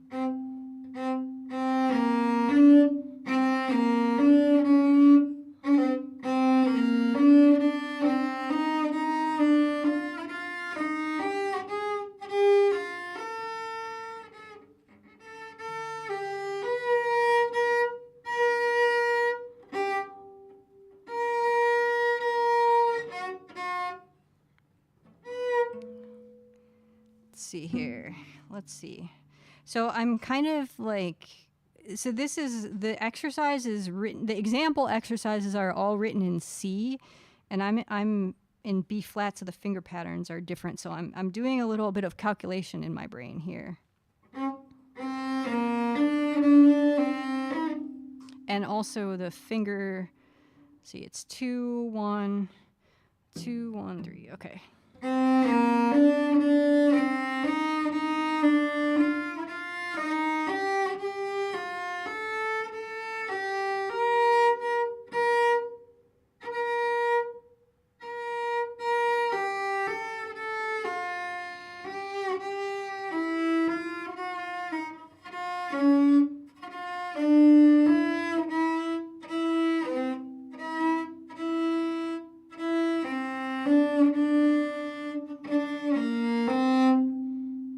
So that one goes.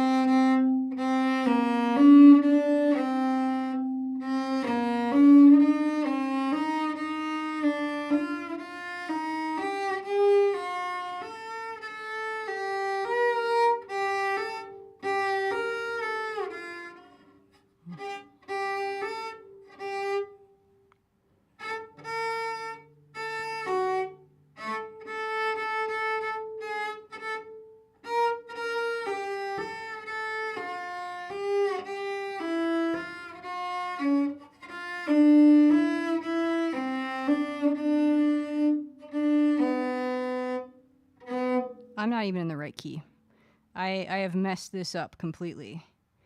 But there's lots of jokes in the orchestra besides the G string. Yeah, it's the band. It's the trombone players. Apparently, one of my good friends from college is a trombone player. He's like a semi-professional. He's got a day job in software, but he's like a semi-professional trombone player in his free time. And he said the trombone players are the ones you really got to watch out for with the jokes, because they got the slide, and it's a whole thing.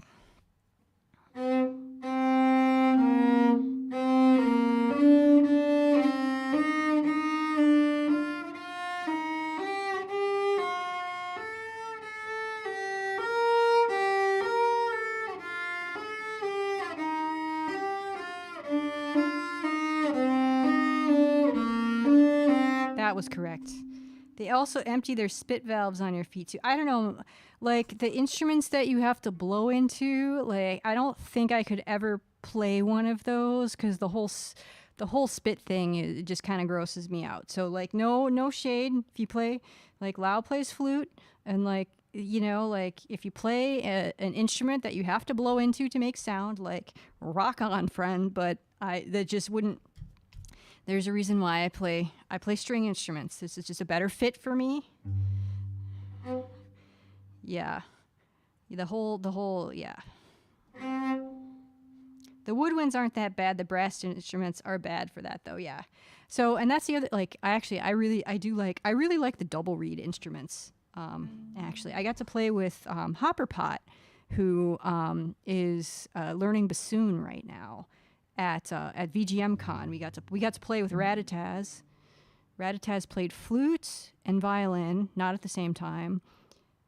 And Hopperpot played bassoon, and I was playing my guitar, and we had good times. Hate the clarinet. It both sucks and blows. I don't even know enough. You're making a technical joke about clarinet, but I don't even know how the clarinet works. There's a really cool clarinet solo. If you in a song by Nitzareb, which is like electronic body music. Lightning Man, though, has a really cool clarinet part.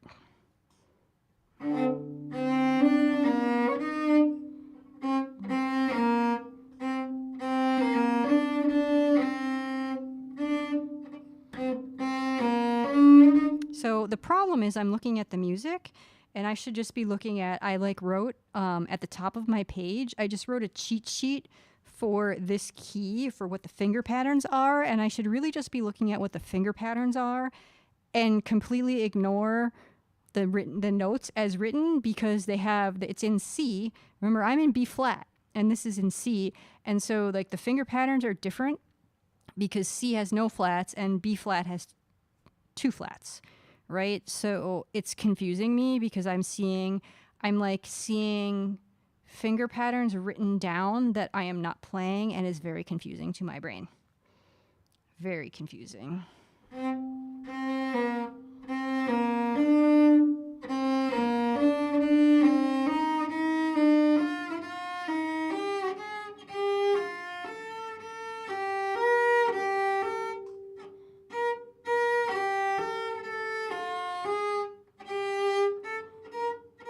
What's up, Velvet Goat Cheese? Woodwinds in noise pieces are quite nice. Yeah.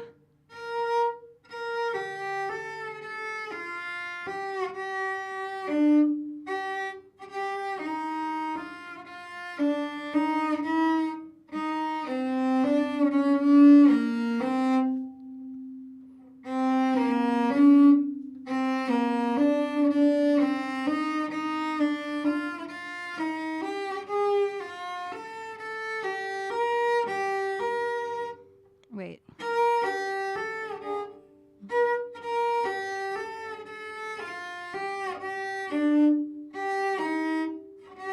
This is not as far apart as I think it is.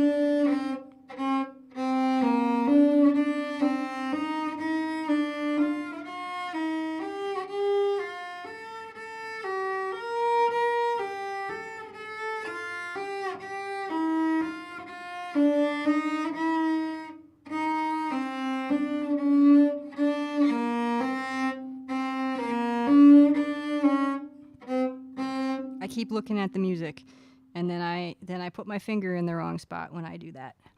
Brass and industrial is quite fun. See, I have a hard time with brass instruments, just like generally. But if they're like blended in right, I can manage. I don't know if you heard me mention Nitzareb, Velvet Goat Cheese, but I mentioned Lightning Man, the clarinet solo in Lightning Man.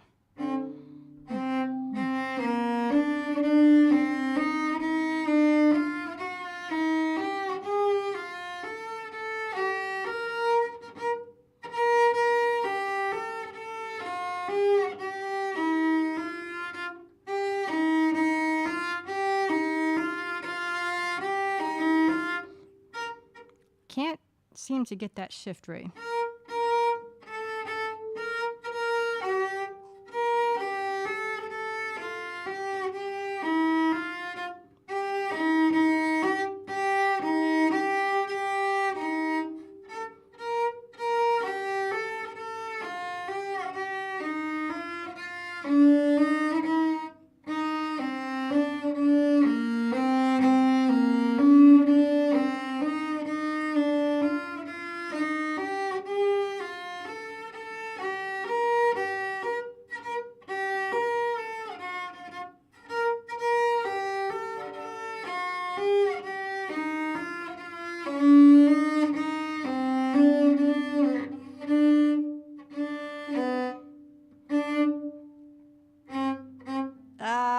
I lost it.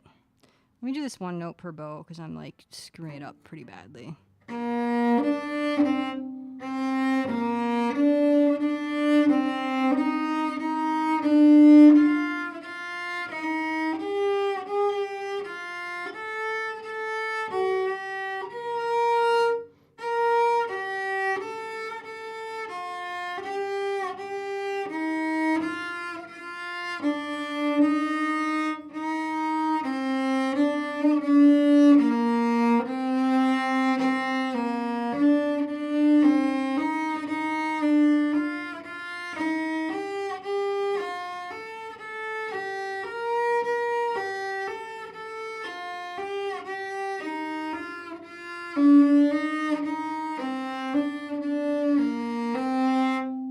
There we go. There we go. All right, that's enough of that one.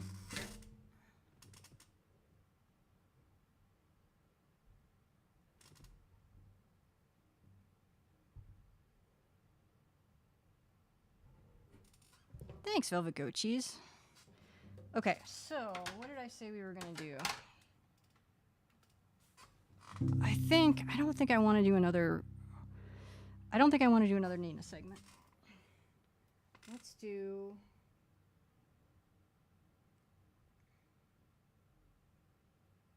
Let's come back to the Elegie,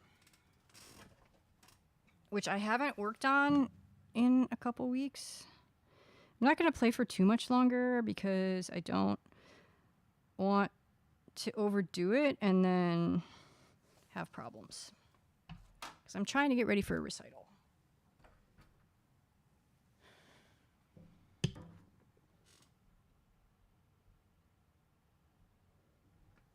Let's do this, actually. Let's do a little... So let's do a little bit more vibrato here.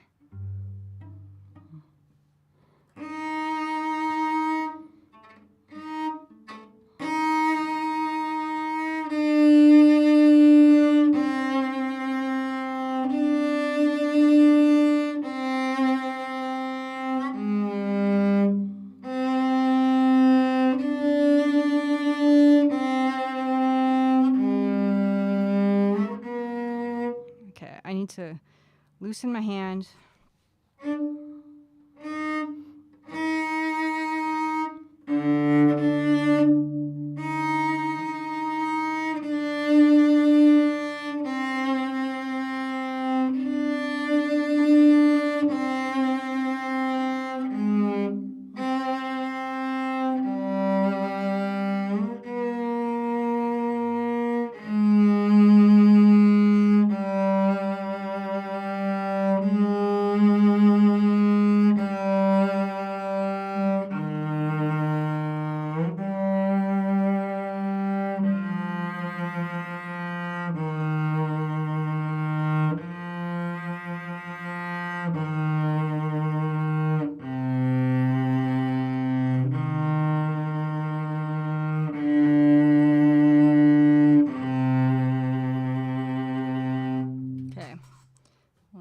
Loosen that up. Let's see.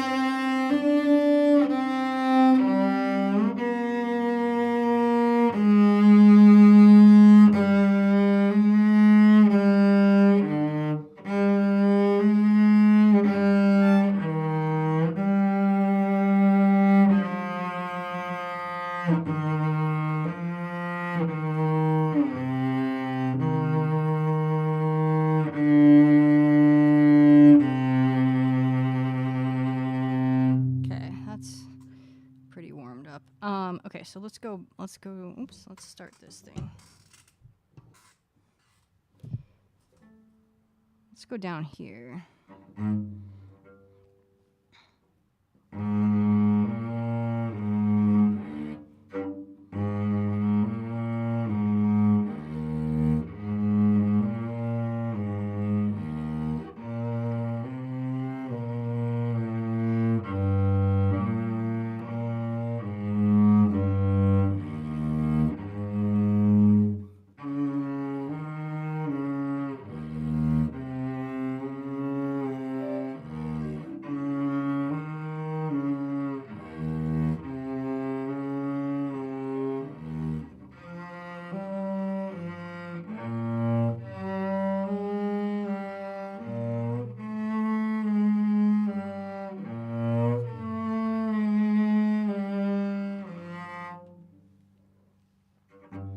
Let's do that again. And I'm working on vibrato. I probably can watch. I'm pretty sure I have this memorized, so I probably could watch the screen and watch like a mirror, but.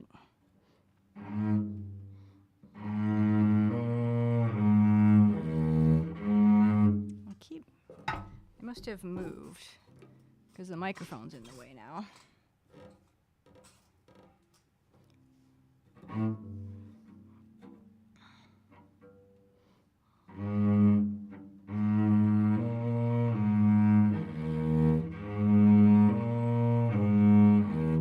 Let's see.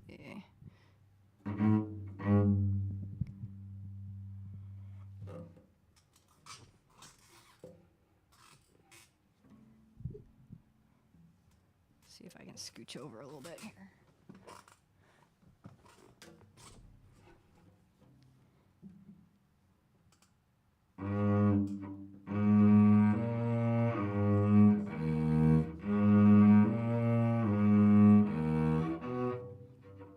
Okay, I don't have it memorized.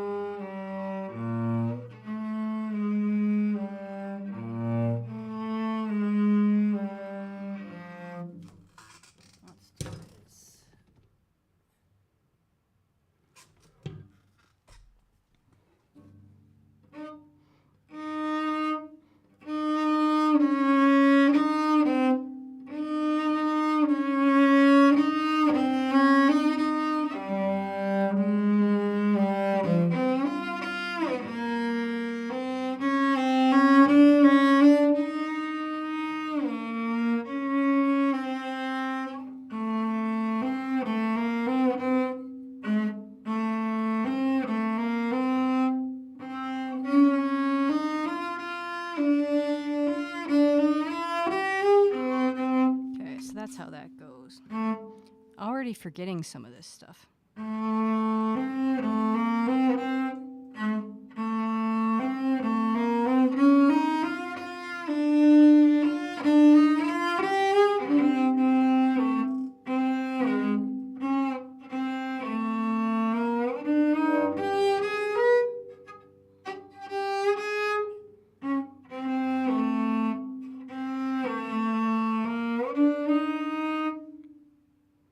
That is an up. Wait, up.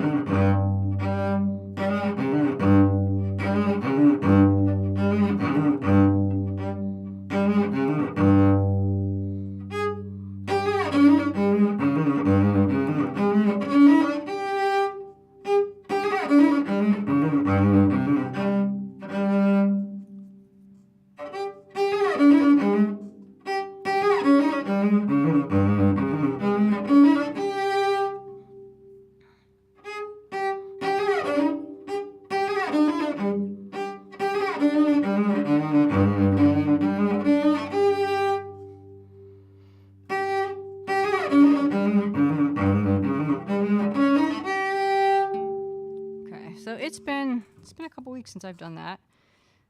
It's probably good to just like run through that every once in a while.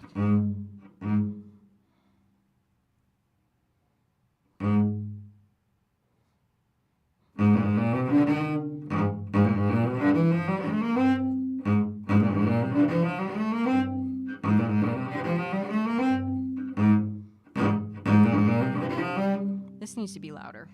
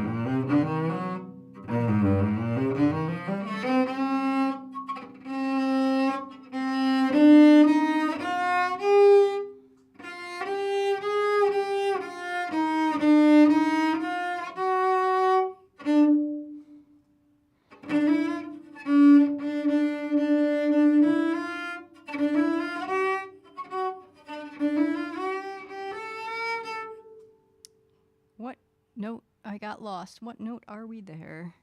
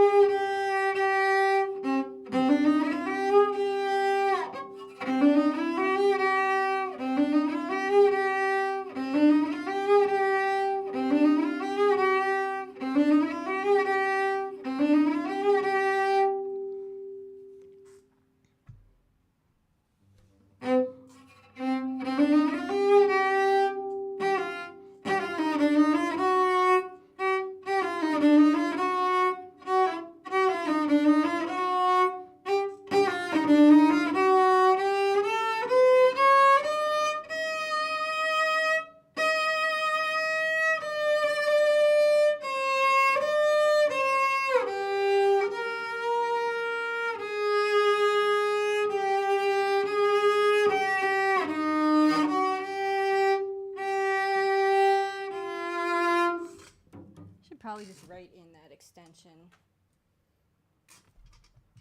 right here. You are hello.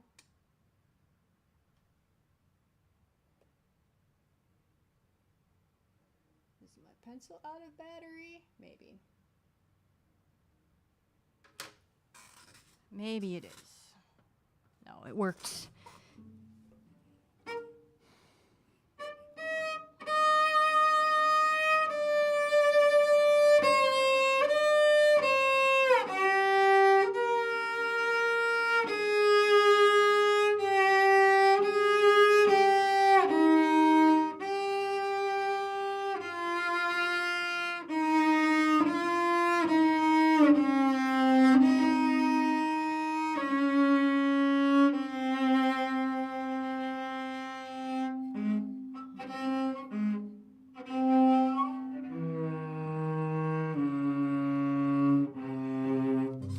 That into, don't forget that you're on the G string,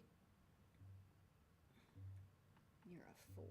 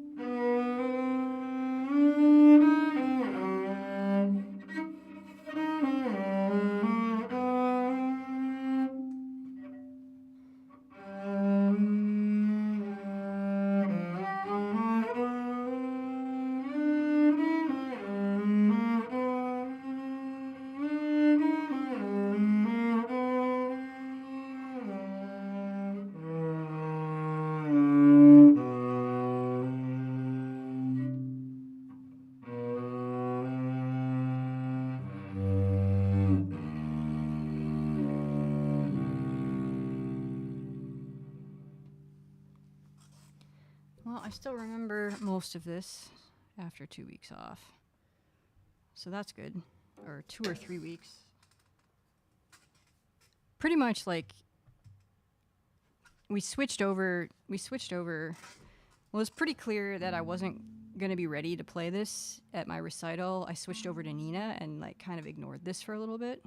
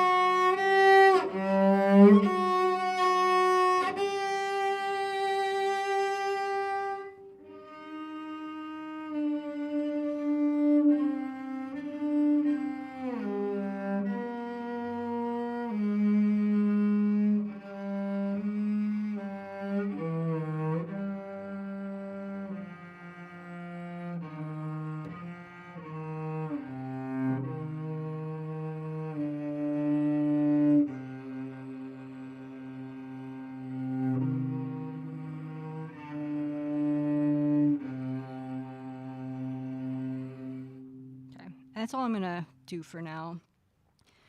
Let's see. See you, Rocker Man. Thanks for hanging out. Lau says, definitely keep working on an elegy, at least not to lose stuff you haven't deeply learned, committed to muscle memory. Yeah, so easy to lose stuff even with a few weeks off. For sure. It is amazing how quickly stuff it's gone. It's just gone. It just disappears. It is very crazy how quickly that goes. So anyway, I think we'll call. Oh, I was going to talk about the new Garbage record if anybody is interested. But it came out on yesterday, and I ordered. There's an orange vinyl. There's a pearl vinyl, and then I ordered a CD. And Jaded Angel got hers. We ordered exactly the same thing, but I have not gotten mine yet. I think it's supposed to come on Monday, so I got to go out to my P.O. box on Monday. But yeah, it's weird. It's weird, and I love it. It's super weird. So, check it out. It's called. Oh, it's a long name. Just look for the Garbage. Go to garbage.com. And there's links and stuff to listen to wherever you want. I posted in my Discord, I posted a link to the YouTube version, the regular YouTube version, not the YouTube music version, just because I try not to link to... I'm not a big fan of Google, but I'm less of a fan of Spotify. So I try not to link to Spotify. I don't use Spotify, so that's another, I find it annoying when people, drop Spotify links in places. I'm like, well, I don't... Screw Daniel Ek, first of all, and second of all, I don't use that platform, so it makes my life difficult. So anyway, but yeah, it's dark, but hopeful, and... We were talking about it in my Discord. Michelle and I were talking about it in a thread in Discord. So if you listen to it and you have thoughts about it, even if you're not a Garbage fan, I'd be interested in chatting about that. But yeah, it's dark, it's weird, and the two singles that came out ahead of the album, I was kind of like lukewarm on. Like I didn't dislike them, but I was like, it was a little like I don't know how this. I just don't know about these. And in the context of the album, they make a lot more sense. I think they're kind of like, I feel like sonically they're a little bit of outliers from the rest of the album. So anyway, I'm really into the last track on the album. Is like kind of Pink Floydy. I know they definitely like. I saw some interviews with Butch Vig talking about the music, because the three guys, Butch, Duke, and Steve, wrote the music while Shirley Manson was recovering from hip surgery. So she was like in bed recovering for a lot of this record, and she did a lot of the vocals actually on a handheld mic in bed while she was recovering. So Butch has been talking a lot about that in interviews, about how that like sort of, they had expected that they were going to re-record the vocals and then they didn't. And because they just like really fell in love with the sort of immediacy and like the intimacy of the way that the vocals were delivered, just, you know, Shirley in bed with her handheld mic while she's recovering from surgery. So it's kind of interesting. And they talk about that too in Strange Little Birds. Butch actually wrote the lyrics to, he wrote Even Though Our Love Is Doomed. And it just like came out one day, like he was in the car and it just came out and it was perfect. And Shirley did it like in one take. So like the take that's on Strange Little Birds is, she just had a handheld mic on the couch or something in the studio and was like trying to figure out the song, because it wasn't her song. It was Butch, you know, Butch wrote it. And so you can kind of hear that sort of like, you can kind of hear her sort of figuring out the vocals as she's recording it, and it works really well. So it's kind of an interesting thing. But yeah, the last song, oh, and I'm going to forget whatever the album closer is. I'm forgetting the name now, but it's super weird and I love it. And it's like kind of like a sort of Pink Floydy, like science fiction-y, like kind of, I like space opera sort of feel to it, I thought, and like maybe a little Doctor Who, but it takes you on this crazy journey, sonically and lyrically, and it's I'm a very happy fangirl. So check that out if that is of interest. Like I said, even if you don't like the record, I think it'll be interesting to think about, like, from a composition standpoint, and just like, what are they doing, and like, what are they, you know, like they've been a band that's never fit really well into like a niche, or like their own, like, it's hard to, because they combine so many styles, and that's kind of how they've always been. It's been, they sort of exemplify that sort of not being able to put an artist into a like a genre box. And it's fine if you're like, you know, there's nothing wrong with like a straight up genre. But what I find interesting about music is when there are different styles that maybe you wouldn't think of together, or just when there's this just like sort of different things that come together and then they work. Yeah, but I've been posting stuff in Discord about it and some interviews and stuff. And if you're interested in just like the creative process, there's a bunch of stuff in Discord about like some interviews and stuff that talk about the making of the record, which I always find interesting. Even if it's like a band that I'm not particularly interested in, I always find the creative process really interesting. So anyway, that's my plug. I'm very happy about this record, and I'm really excited to be able to see them live. I don't know what'll be on the set list, but whatever they take from the new album and put on their set list during their tour this fall, I think it'll be pretty cool. So anyway, let's go find somebody to raid, shall we? How do I do this again? Do I hit this? Oh yeah. I fixed the thing. So what was broken? The raid call was broken, and I realized that it was on my Stream Deck and it wasn't a command because I have a command too, and I fixed the command, but I didn't fix the Stream Deck, and I was so anyway. Anyway, that's fixed now. So copy the raid calls. We shall see. Oh, I hate this raid browser from this dashboard. And I can't see because my monitor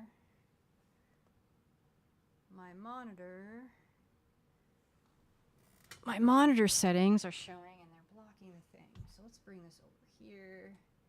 Come over here. Let's see here. Let's see.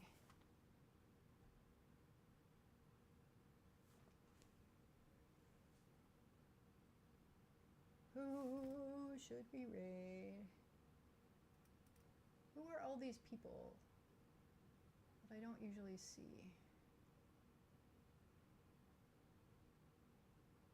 DJ Vegan and Black was on tonight, but I think she might be done because I don't see her. Let's go see Hopper Pot. Where's Hopper Pot?